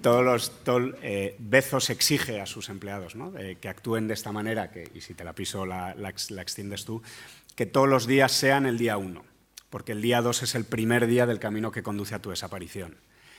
Como en cualquier industria, pero en la banca también, en este magma digital que revoluciona a nuestros clientes, ¿cómo lo habéis enfrentado vosotros? No era lo que queríamos que nos contara Enrique en su primera intervención. No me las pisas exactamente, pero bueno, va un poco en línea porque acabo yo con precisamente una frase suya. Pepe, Javier, muchísimas gracias desde el colegio y desde la Fundación por invitar al banco a hablar de un tema que para nosotros es bastante estratégico. En este sentido, hoy a mí me gustaría hablaros básicamente de 3 cosas. En un primer lugar, daros una definición, bueno, 2, una muy básica o cómo entendemos desde Banco Caminos la transformación digital y acabaré con una un poco más técnica, explicaros un poco qué estamos haciendo en materia de digitalización y qué estamos empezando a hacer en materia de transformación digital, que son 2 cosas distintas que me gustaría explicar. También un poco, no lo hemos preparado, pero un poco en línea con lo que tú estabas diciendo, en Caminos nos obsesiona poner al cliente en el centro de todo. Nuestra misión es ser profesionales para profesionales y en ese sentido es como estamos enfocando también esto. Como he visto que nos has dado 2 minutos más de los 5 que me pidiste y nosotros también somos un banco de compromiso y nos gusta cumplir con el tiempo con nuestros clientes, me voy a permitir el lujo de aplicar tres pequeñas anécdotas, alguno habéis escuchado alguna, que van un poco al hilo de este tema. ¿Cómo entendemos o cómo definimos transformación digital en Caminos? Una frase muy sencilla, es una nueva forma de trabajar, punto. En fin, luego le daré otra definición un poco más técnica. En este sentido, las 3 anécdotas que os quería contar son muy infantiles o juveniles. La primera, por ponerlo en situación, mi hija cuando tenía 3 años, algunos la habéis escuchado también, me la encontré delante de un marco de fotos tratando de pasar las fotos. Piensa distinto, luego hay que trabajar distinto. Entonces, no te digo que sea el cliente de hoy, pero lo será del futuro. Mi hijo de 12 años me vino el otro día muy preocupado sobre a qué se tenía que dedicar en el futuro, porque no entendía las profesiones actuales ni que fueran a llenarle de ninguna manera. Básicamente le di un dato, hijo, no te preocupes, en 3 años, que tendrás 15, dicen que 1/3 de las profesiones, alguien lo ha comentado antes desde otro punto de vista, todavía no existen. Luego dedícate a ser un poco feliz por ahora. Y la última, preguntando a gente joven en el entorno del banco sobre cómo mejorar nuestra aplicación web. Y más concretamente, preguntando en este caso al hijo de José Luis, nuestro director general que está aquí con nosotros, haciendo una pregunta muy concreta. ¿Y tú cómo mejorarías la web? Simplemente nos contestó lo siguiente. Ponle un juego. Otra vez, otro ejemplo de que piensan distinto, luego tenemos que actuar distinto. Bueno, dicho esto y pasando un poco al detalle de qué hemos hecho nosotros en transformación, me gustaría aclarar 2 temas antes. Transformación como tal, Banco Caminos lleva 41 años haciéndolo desde que se fundó, pero es transformación tradicional, es decir, ha hecho transformación en producto a lo largo de toda su vida, transformación incluso a nivel de tipología de sociedad, hemos pasado de cooperativa a banco en el momento que creíamos que era mejor para nuestros clientes, y también hemos hecho transformación en el sentido de servicios. El mejor ejemplo, yo creo, el ejemplo más actual es la creación del área de internacional y de expatriados, de reciente creación, que la hemos hecho con el objetivo igual de generar valor, de hacerlo por y para el ingeniero expatriado, sin tener en cuenta ni con ello quitar las barreras que genera la distancia. ¿Cómo lo hemos hecho? Pues invirtiendo, lógicamente, en actualizarnos digitalmente, que no es lo mismo que transformación digital. ¿Qué hemos hecho en ese sentido? Por poneros ejemplos, ya es una realidad la firma de contratos de forma digital, el alta de clientes a distancia o lo que hoy en día se llama el onboarding tan clave para una figura como puede ser el caso de un expatriado o como por una entidad que cuenta con 2 sucursales en Caminos, con 20 en el grupo. El tercer tema es la firma de operaciones con tecnología mucho más ágil y mucho más rápida, también digital. Esos son 3 realidades. Por poneros 2 o 3 ejemplos más, las oficinas desplazadas, que son una realidad en la Escuela de Madrid y que extrapolaremos a más sitios. Las oficinas virtuales vía tablet, somos capaces a día de hoy de tener toda la operatividad y toda la funcionalidad de una oficina en un dispositivo para ir nosotros donde el cliente esté y tener movilidad. Y en este sentido hemos avanzado también en partnerships, que también es un tema muy de moda en todo el tema de digitalización, donde, por ejemplo, con empresas como Salesforce hemos llegado a acuerdos en los que ya a día de hoy toda la metodología comercial también está orientada a la movilidad de nuestros comerciales y 2, nos permite avanzar muchísimo en el conocimiento y de la experiencia de cliente, que hasta ahora pues era un ámbito que luego quiero tocar, pero que era difícil de entrar. La banca tradicional trata los datos de una manera difícil. Por pasarme a un ámbito que ha tocado antes Soledad, también estamos avanzando en 2 sentidos en materia de seguridad. Hemos pasado a un enfoque que está en desarrollo de oficina de seguridad. A partir de ahora ya no es un departamento dentro de un departamento, sino que estamos creando una oficina absolutamente independiente que vela por la seguridad en todos los sentidos y que pueda entrar en todos los ámbitos. Y 2, hemos invertido también fuertemente en la externalización de nuestros procesos, de nuestra base de datos, y lo estamos haciendo a una multinacional de primer nivel bajo una metodología que llaman de cloud privada. Yo creo que este es un poco el foco en qué hemos hecho digitalización. Ahora bien, esto también es una cuestión de tiempos, ¿no? Hablabais antes, Juan, del tema de los KPIs. En nuestro caso, no queremos mezclar prisa con urgencia. ¿Por qué? Porque quizás estemos en un estadio más básico que vosotros, pero en nuestro caso, estos son 2 conceptos que yo en el banco me insisto mucho en que no se confundan.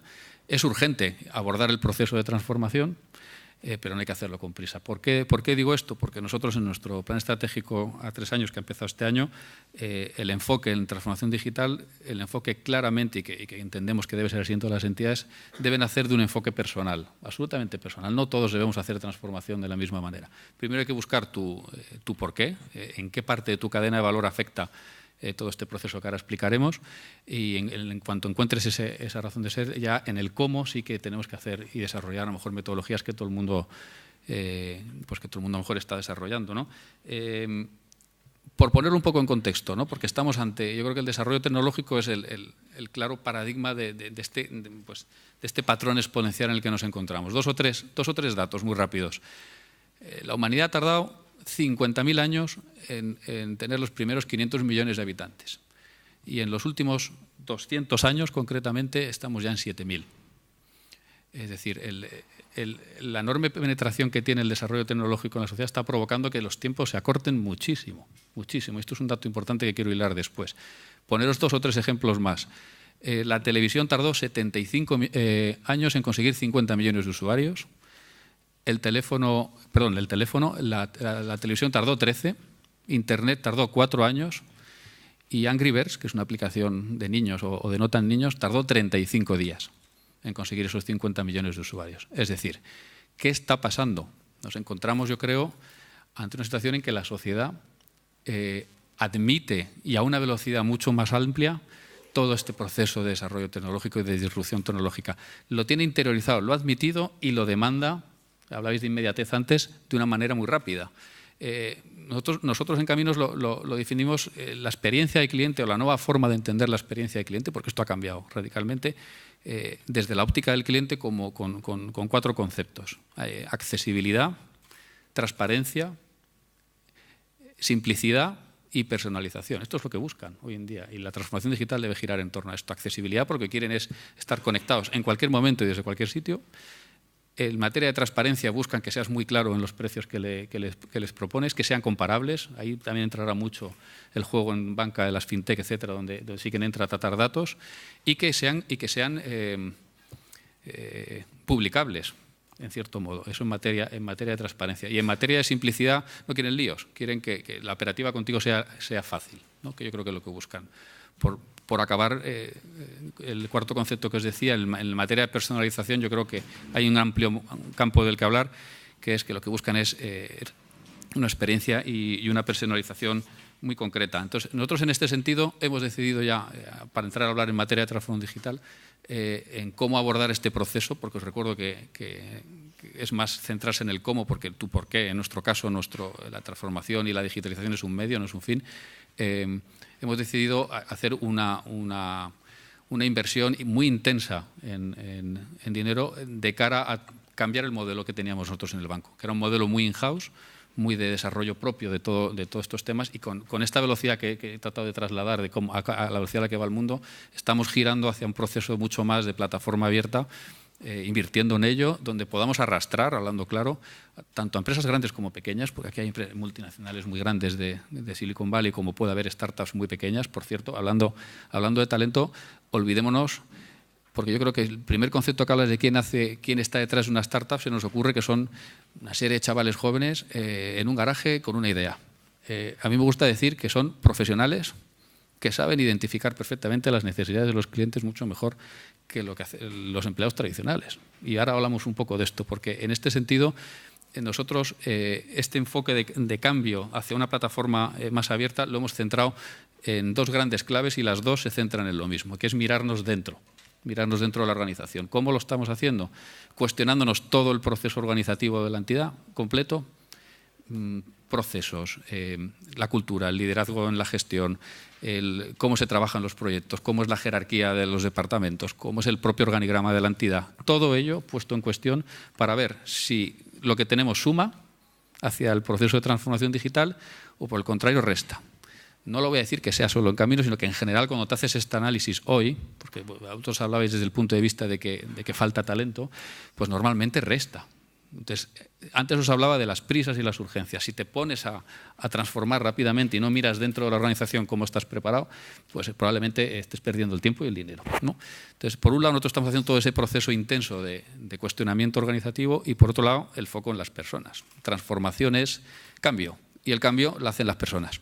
Entonces, en ese sentido, nosotros estamos mirándolo desde 2 enfoques. Un proyecto amplio de cultura y talento donde estamos intentando ver qué tipo de selección de talento necesitamos tener en la casa para precisamente abordar la transformación digital, que es uno de los proyectos claves para volver a esa experiencia de cliente y centro de cliente, que es nuestra obsesión. Y, por otro lado, la mejora, porque no todo es captación, también está la manera de cambiar el talento de nuestros propios empleados. No es un proceso lento, pero insisto, es urgente, pero no debe ser con prisa. Para acabar, ya termino, una segunda definición que os decía antes, porque la primera quizás ha sido muy simple.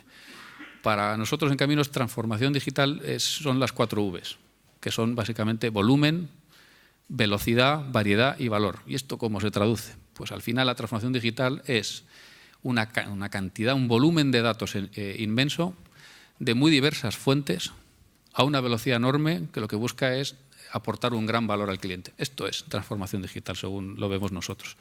Nos vamos a meter y apostar fuerte por ello. Implica grandes beneficios, reducción de costes, lo hablábamos antes en la comida, sobre todo la mejora enorme de la experiencia de cliente que yo creo que además en nuestro caso, cuando tenemos planificado un proceso claramente centrado en ellos y por ciclos de vida, pues nos lo va a mejorar mucho. Aumenta la productividad, eso también vuelve a reducir costes y sobre todo reduce riesgos. Si no lo haces, los aumenta, ¿no?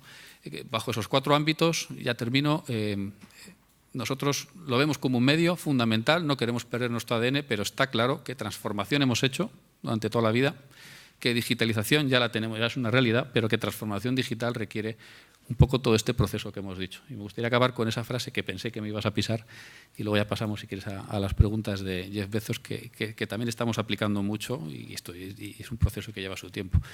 Jeff Bezos también dice que si te dedicas a analizar la competencia, hasta que la competencia no haga algo, tienes que estar esperando. Mientras que si te centras en el cliente, innovas mucho más rápido, ¿no? Y esto es un poco lo que estamos nosotros haciendo. Muchas gracias.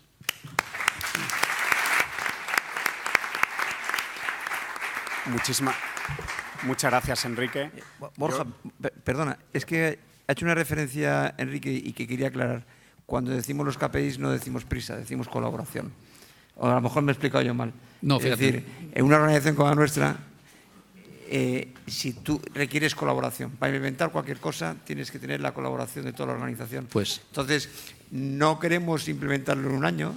Lo que sí que queremos es que todo el mundo colabore, porque como tenemos que cambiar procesos y muchísimas cosas, si ellos colaboran, será bien, y si no colaboran, pues será una historia interminable. Juan, efectivamente, colaboración. No buscaba porque no conozco vuestro proceso, pero estoy 100% de acuerdo. Nosotros, por ejemplo, cuando hablo de formas de trabajar, y así he definido transformación, lo vemos como, y he hablado de jerarquías, he hablado de organigramas, lo vemos como una necesidad de trabajar de manera redárquica, absolutamente transversal, con proyectos por áreas y enfocados a lo mismo que vosotros. Pero yo creo que estamos en un estadio previo al vuestro. Y en este capítulo del talento interno, digamos, ¿no?, que es uno de los temas que hemos tocado, os iba a plantear un par de cartas. La primera carta es la carta a la Conferencia de Rectores, ¿no?, hablando de las nuevas titulaciones que vais a necesitar o que necesitáis ya, necesitamos, y que no están ahí. Soledad clamaba ciberseguridad. Te ponemos en contacto con el hijo de Enrique y eso es un poco el camino que debemos enseñar a los que vienen por delante, o cuáles son las titulaciones que ahora no existen y que necesitamos o quizás que están emergiendo en el ámbito anglosajón o en las potencias académicas estadounidenses. ¿Qué nos hace falta que ahora no tenemos en el ámbito de la ingeniería, la transformación digital de nuestras ciudades, de las empresas y de las grandes infraestructuras, digamos, con las que convivimos cada día? Bueno, yo te puedo contestar desde el punto de vista de mi campo, ¿no? O sea, yo identifico 2 puntos en los que están los que necesitamos,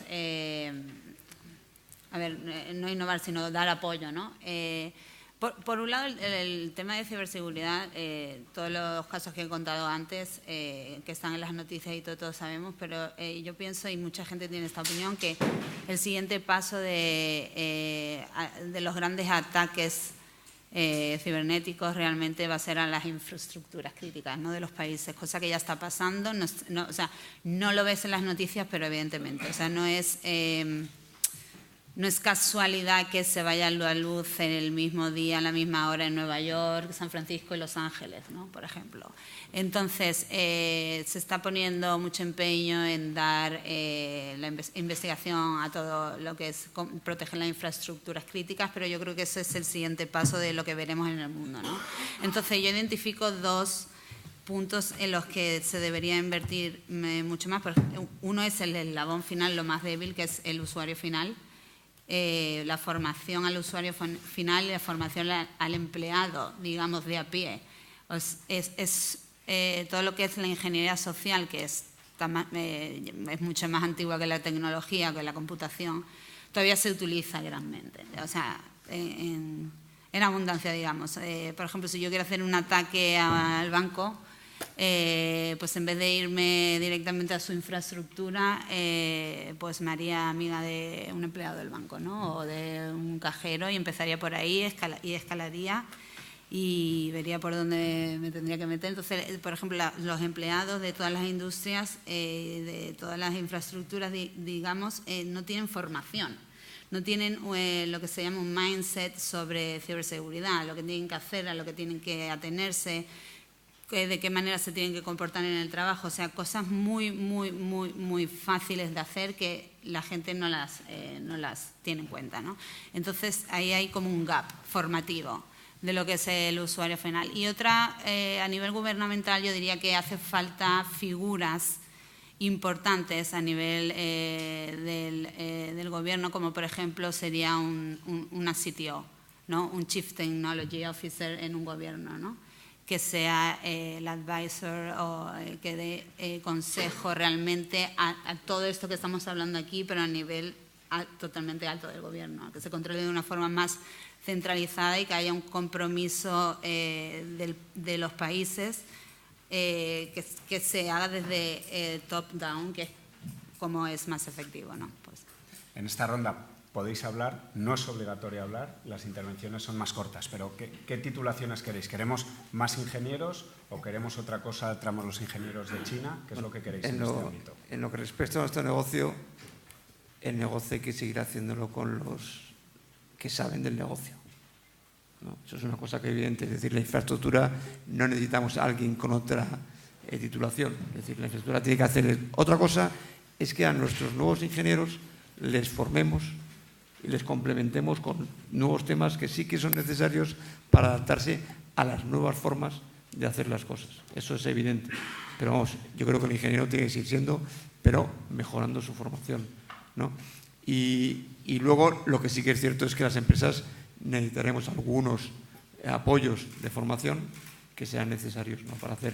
Y luego internamente, pues por ejemplo, nosotros internamente, para intentar evitar esos temas que contaba ahora Soledad, de que me hago amigo del cajero o de esto de aquí, para intentar entrar por él, nosotros ahora ya tenemos unos cursos obligatorios que tiene que hacer todo el mundo, que haces online, que son muy someros, son muy sencillos, pero te dicen todas esas perogrulladas que tienes que hacer, y no cierres nunca esto, y haces esto así, y no digas nunca que sea esto, y bueno, pues todos los phishing y todas estas cosas que hay ahora mismo, pues hasta internamente en la empresa hacemos phishing internos sacados para ver cuántos pican.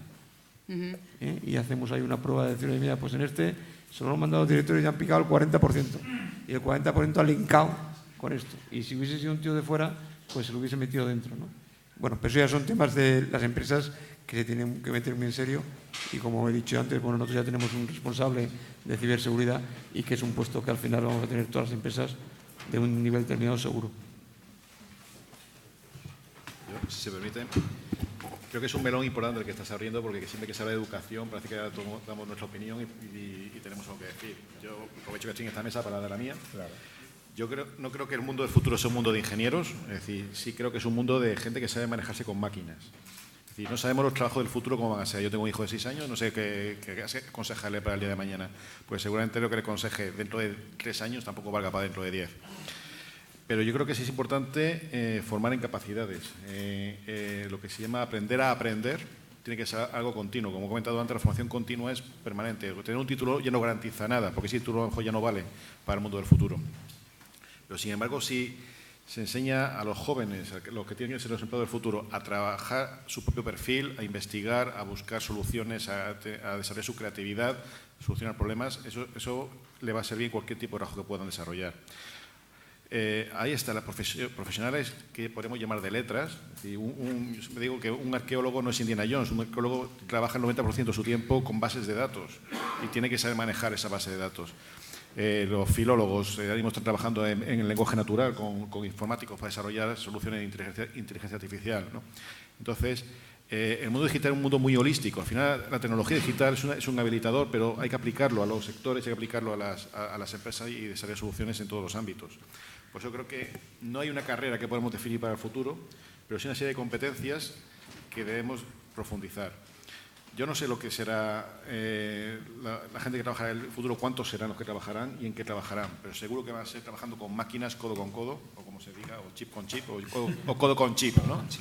Pero al final ese es el futuro que se nos plantea. Y hay que conocer a las máquinas, saber hablar su lenguaje, aunque no seamos especialistas en ello.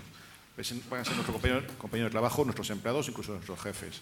Entonces, esas competencias yo creo que son básicas. ¿Carrera del futuro? Pues en el futuro las veremos. Pero esta competencia tiene que estar ahí. Siguiente hipótesis que nada tiene que ver con la realidad. Si los presupuestos generales del Estado 2019 dependieran de los 5 o 6 votos que están en esta mesa, Y en otra hipótesis de política ficción, si hubiera un astronauta en un nuevo Ministerio de Ciencia e Innovación, ¿cuáles serían las 3 prioridades de gasto que le marcaríais para el futuro de las infraestructuras, por decirlo de manera más genérica? 3 prioridades de gasto para un programa de transformación digital del sector de las infraestructuras en este país.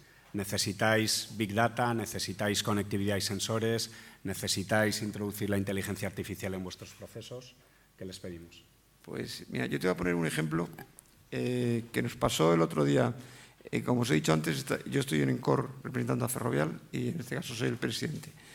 La confederación, además me traía aquí apuntado, hay una asociación que se llama Conferencia Europea de Directores de Carreteras, que están representados todos los ministerios de obras públicas o de fomento de los países europeos.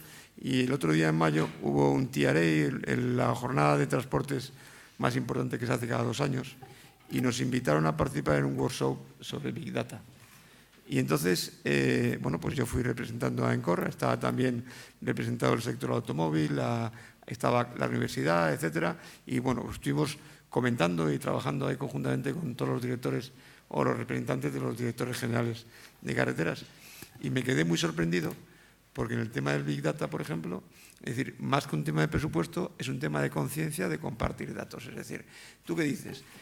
Oye, ¿para qué funciona el Big Data? Pues cuanto más millones de datos tenga, mejor. Bueno, pues resulta que comentándolo allí, había algún director general de carreteras de algún país que decía que los datos son suyos y que no lo compartía con nadie. Y le decíamos, pero hombre, si con eso no consigues nada, si lo que necesitas es compartir los tuyos, los míos, los del otro. Otra cosa es que luego haya que poner precio a los datos o no, que es otro tema diferente. Pero si quieres sacar conclusiones, es decir, nosotros que estamos haciendo algún proyecto de inteligencia artificial dentro de la casa y de machine learning, etcétera, el problema que tenemos es que nos faltan datos. Porque como además nuestros temas dependen muchísimo del factor humano, un proyecto en que el mismo proyecto, con un director de obra diferente, con una dirección de obra diferente y con un jefe de obra diferente, puede ganarte muchísimo dinero o perder mucho dinero. Y eso, ¿cómo lo metes en un machine learning, ¿no? Es complejo, ¿no? Entonces, lo primero que hay que hacer es que a la administración hay que decirle que o colaboramos todos, lo privado y lo público, o si no, iremos por ditos paralelos y no llegaremos a nada. Fíjate, si nosotros consiguiésemos en nuestro negocio coger y meter todas las experiencias que tenemos, como está aquí Pepe, de obras de presas, y yo cojo y meto en una base de datos todos los problemas que ha habido, cómo se han resolucionado, etcétera, pero no de las presas Cacho Dragados o las Cacho Ferrovial, sino todo el mundo. Pues a lo mejor podríamos sacar algo que cuando un ingeniero me pasa esto, le diese una solución. Pero si lo hago con las 10 presas Cacho Ferrovial o las 15 Cacho Dragados, no saco nada. Y entonces es un problema, tenemos que compartir. Más que de inversión es un tema de mentalidad, ¿eh? Enrique, vosotros quizás también, en lugar de partidas presupuestarias, quizás pediríais una regulación diferente de, por ejemplo, grandes plataformas tecnológicas de Silicon Valley que obtienen licencias de banca en Europa, ejemplo Facebook. Quizás os afecta más eso. Llegaré a tu respuesta, pero has tocado un tema. Mira, nos quedan poquitos minutos y habría que dejar para una pregunta. Pues como a mí me habías limitado 5 minutos a mi ponencia anterior, esta no, voy a intentar ser un poco rebelde ahora. Vamos a ver, en banca hay 4 megatendencias ahora mismo, en mi opinión. La voy a generalizar mucho y luego lo bajo al detalle. La experiencia de cliente, que se ha escrito mucho sobre ella. La ubicuidad, de la que ha hablado el vicerrector en su ponencia inicial, y esto es una realidad. La desintermediación, y ya estás tocando el tema regulatorio. La desintermediación, ya hemos perdido la exclusividad de la relación con el cliente en banca, y esto es una realidad que va a ir a más. Luego, en ese sentido, pues ahora hablamos de ello, pero eso está claro. Y por último, el modelo de negocio. Hemos rodeado el tema, pero la banca se está convirtiendo en un negocio de datos y de tecnología. Y al final el modelo tradicional de banca o gira hacia eso o o tiene un problema. Entonces, en este sentido, voy a intentar ser muy concreto, pero ¿qué es un banco? ¿Qué hace el sistema financiero para la sociedad? Dos cosas, en resumen. Al final somos administradores de recursos ajenos, punto. Pero tenemos dos principales misiones. Una de ellas es facilitar, ser facilitadores del movimiento de dinero, medios de pago, principalmente, transferencias, etcétera. Ahí está entrando muy fuertemente estas empresas que dices. Es decir, no creo que nunca vayan a entrar a ser un banco por la segunda razón o la segunda misión que tiene una entidad financiera, que al final es correlacionar riqueza. Es decir, ahorradores o gentes que tienen excesos de dinero con los que tienen falta de dinero, o gente que tiene proyectos de futuro pero no tiene el dinero. Nosotros lo que hacemos es transmitir riqueza entre oferta y demanda. Cuando haces eso, y lo haces vía, obviamente, vía inversión crediticia, préstamos, etcétera, estás asumiendo riesgos. Yo creo que este tipo de empresas ahí nunca va a entrar nunca. No quieren ni asumir riesgos ni meterse en la regulación.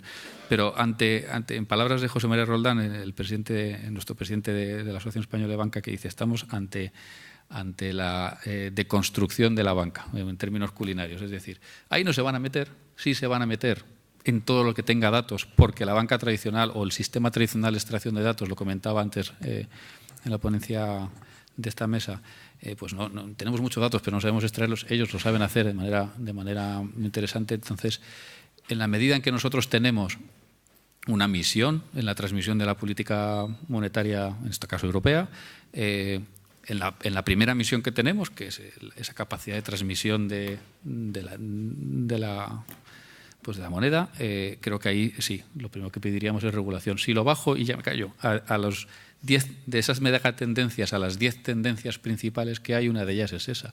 Yo las definiría básicamente como las fintech, lógicamente, van a lo mismo. Nos van a inundar, pero van a ser más colaboradores que otra cosa. En ese sentido nos preocupa un poco menos, pero eso está claro que es una tendencia clave. La economía colaborativa, hemos hablado poco de esto, pero en el sentido en que sean capaces de conectar en directo a los usuarios, a los demandantes y oferentes de dinero sin necesidad de pasar por nosotros. Eso es una tendencia. Ya el 40% de la financiación en el mundo va fuera del sistema financiero, ojo con eso. Por supuesto, blockchain, por supuesto, todo el tema de robotización e inteligencia artificial. Pero si os fijáis, estamos girando en torno al dato siempre. Luego está el tema de la nube, en este caso es un tema que nos interesa mucho porque reduce costes bastante. La inteligencia de cliente, Big Data, etcétera. Hay un tema que es una tendencia en sí, que es Asia, es el centro, y China, claramente. Olvidémonos del concepto que tenemos de los chinos, de cómo fabrican y mano de obra.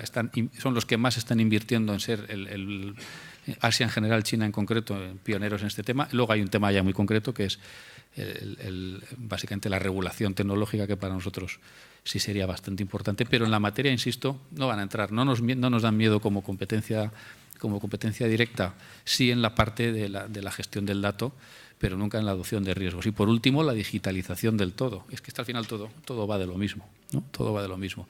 En ese sentido, y ya termino con esto, el dato yo creo que es la nueva commodity, como lo fue el petróleo en su día. Ahora mismo todo el mundo quiere datos, todo el mundo quiere trabajar con esos datos, y donde nos creemos que nos están dando servicios gratuitos, todas estas empresas realmente nos lo están cobrando vía datos. Soledad, Alejandro, ¿nos dejamos algo en este mapa de las prioridades que requieren de la atención de la inversión pública o pública y privada? Si no...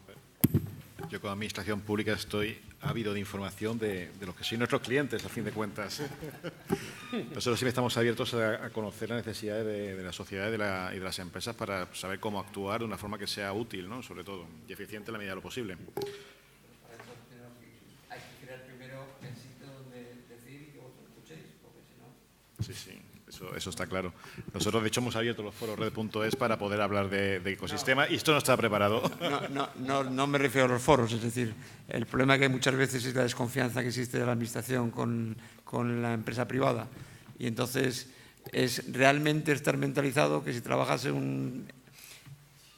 sujetándonos a las normativas que hay de la administración pública, que hay que respetarlas, pero lo que tenéis que creer de verdad es que cuando colaboramos para el bien conjunto, y eso todavía hay rencillas, eso por lo menos tienes ahí unos defectillos que van diciendo, bueno, este dice eso por su interés propio.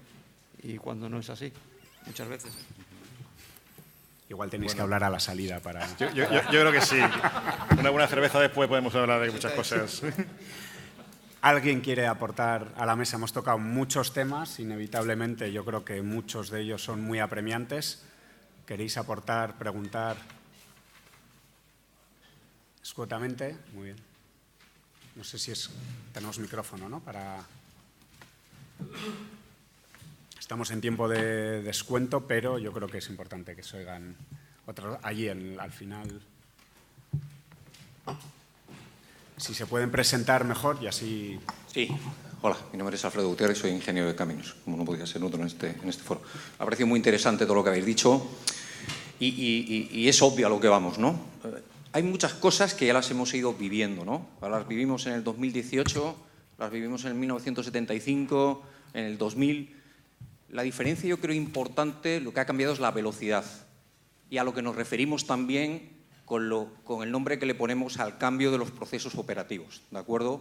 Que la transformación digital no deja de ser la aplicación de unas tecnologías a la aplicación y cambio de unos procesos operativos y productivos, ¿de acuerdo? Que es en lo que estamos embarcados muchas empresas y que arrastra por la velocidad tan enorme a la que se están produciendo los cambios. Porque todo viene basado en un tema muy importante que es la tecnología y la capacidad de manejo de información de la tecnología ha cambiado exponencialmente y cambiará muchísimo, muchísimo más, ¿no? Y está muy bien, ¿eh? Y yo creo que es una cosa que ahora hay que valorar y hay que hacer un esfuerzo. Yo siempre echo de menos, porque tengo esa formación de hacia dónde vamos. Al final todo tiene un objetivo, ¿no? Es decir, hacia dónde nos tiene que llevar, para qué queremos el proceso y hacia dónde nos va a llevar el proceso de transformación digital, ¿de acuerdo? Que hace referencia también, pero de otra forma, a innovación que hemos estado viendo esta mañana y que habla de una búsqueda de eficacia y eficiencia, ¿no? La CEO de Siemens ha empezado diciéndonos, en este cambio que se está dando, que para la gestión del agua en un determinado país no había entrado una empresa del sector, sino había entrado una empresa tecnológica, porque el valor añadido que daba era que iba a reducir las pérdidas. A esta empresa no le interesa la reducción de las pérdidas.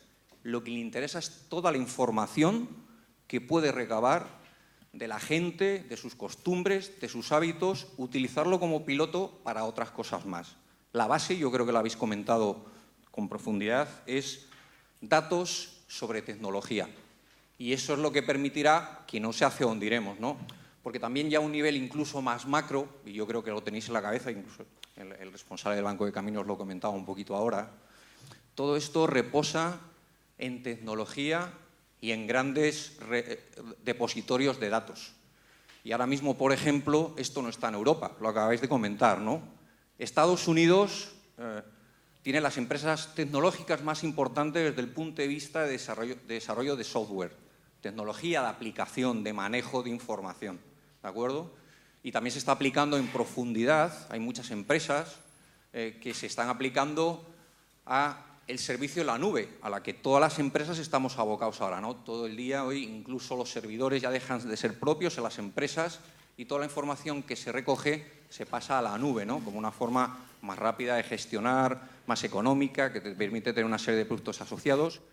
Y esto también está apareciendo en China y en Asia con muchísima fuerza, y esta es la base, ¿no? En cambio, Europa se está quedando en un terreno intermedio que no tiene grandes corporaciones ni para el desarrollo de plataformas ni para el desarrollo de datos, ¿no? Por lo tanto, mi reflexión es simplemente hacia dónde vamos también. Yo estoy convencido, eso implicará además una transformación profunda de las organizaciones, porque la parte operativa hay que saberla hacer, pero hay que ver qué vamos a hacer con lo que tiene pasado mañana, ¿no? Y el talento hay, pero hay justo, lo hay ahora y lo habrá en el futuro. Yo creo que más que buscar el talento hay que formar a la gente dentro de las propias organizaciones, porque además es el mejor talento que podemos tener. Muchas gracias. Gracias, Alfredo. ¿Vamos hacia un mundo donde triunfarán quienes gestionen de manera más eficaz un mayor volumen de datos, que es la respuesta que planea, o se nos escapa algo y la tecnificación acelerada nos lleva a otro mundo? Como hemos abierto la parte filosófica al que siempre se llega con este debate, si queréis respondemos desde el público y vamos cerrando la sesión.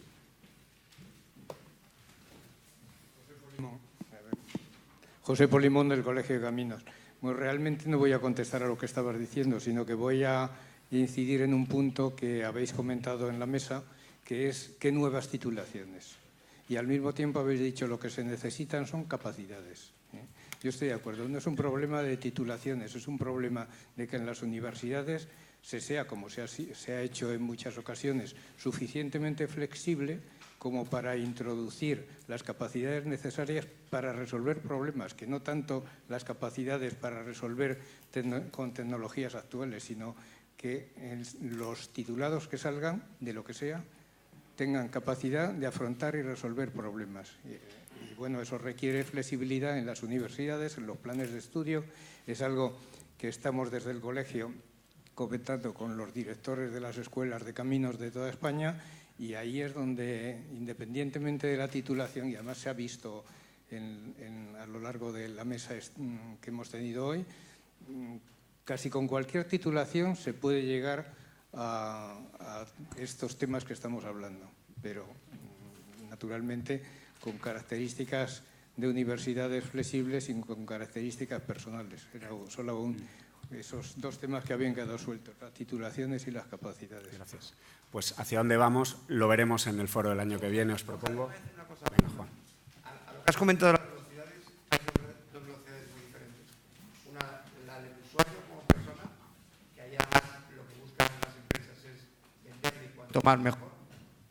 Y luego, las grandes corporaciones, empresas, que nuestra velocidad es muy diferente, porque cuando implementas algo en la empresa, la velocidad es muchísimo más lenta que la de un usuario. Es decir, un usuario de una empresa tiene muchísima más tecnología que la que le da la empresa, quitando a lo mejor una muy tecnológica, porque implementarlo en la empresa te lleva una cantidad de tiempo tremenda, ¿no? Y además, el objetivo es el que tú has dicho, es eficiencia.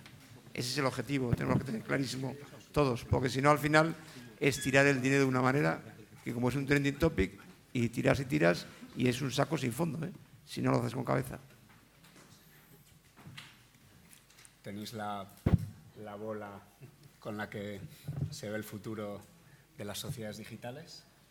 No, yo no la tengo, pero a ver, es que me ha llamado la atención lo del Big Data y sí es verdad que quien maneje más datos va a ser el que tenga una ventaja, ¿no? Yo creo que en el futuro eso va a ser así. En el presente el volumen de datos es tan grande que nadie ahora mismo tiene la capacidad de manejo. O sea, ni siquiera las grandes tecnológicas pueden manejar toda la información que tienen. Por eso se está invirtiendo muchísimo dinero en otros proyectos de investigación como es el Quantum Computer, ¿no? Que se supone que en algún momento eso va a ser el breaking de la tecnología, que a la velocidad que va todo puede ser que pase en un año, en 6 meses o en 10, no se sabe, ¿no? Pero en el momento que vaya a pasar, todo lo que estamos hablando ahora o sea, a lo mejor no tiene ni sentido, puede ser menos de un año, ¿no? Porque la velocidad a la que se supone que la computación va a llegar va a ser, vamos a manejar toda la información y todos los datos, que por supuesto la información es poder, de una manera totalmente diferente. ¿Y va a llegar de Silicon Valley o de una universidad china de cuyo nombre no nos acordamos? Hay mucha gente investigando en esto. Los que yo conozco, pues uno es mi laboratorio. Google está investigando, por supuesto, también muchísimo, y Stanford son los que yo conozco. Pero es como la puntita de innovación última que al final llegará. Lo que no se sabe es cuándo, ¿no? Pues hemos integrado el acto de clausura en esta mesa porque los temas eran fascinantes. Vamos a poner punto y final a las jornadas aquí, pero estáis todos y todas invitados a ir al acto de entrega del Premio de Obra Pública al Acueducto de Segovia, que será dentro de apenas media hora, y luego ya podréis disfrutar de la ciudad y del resto de la velada.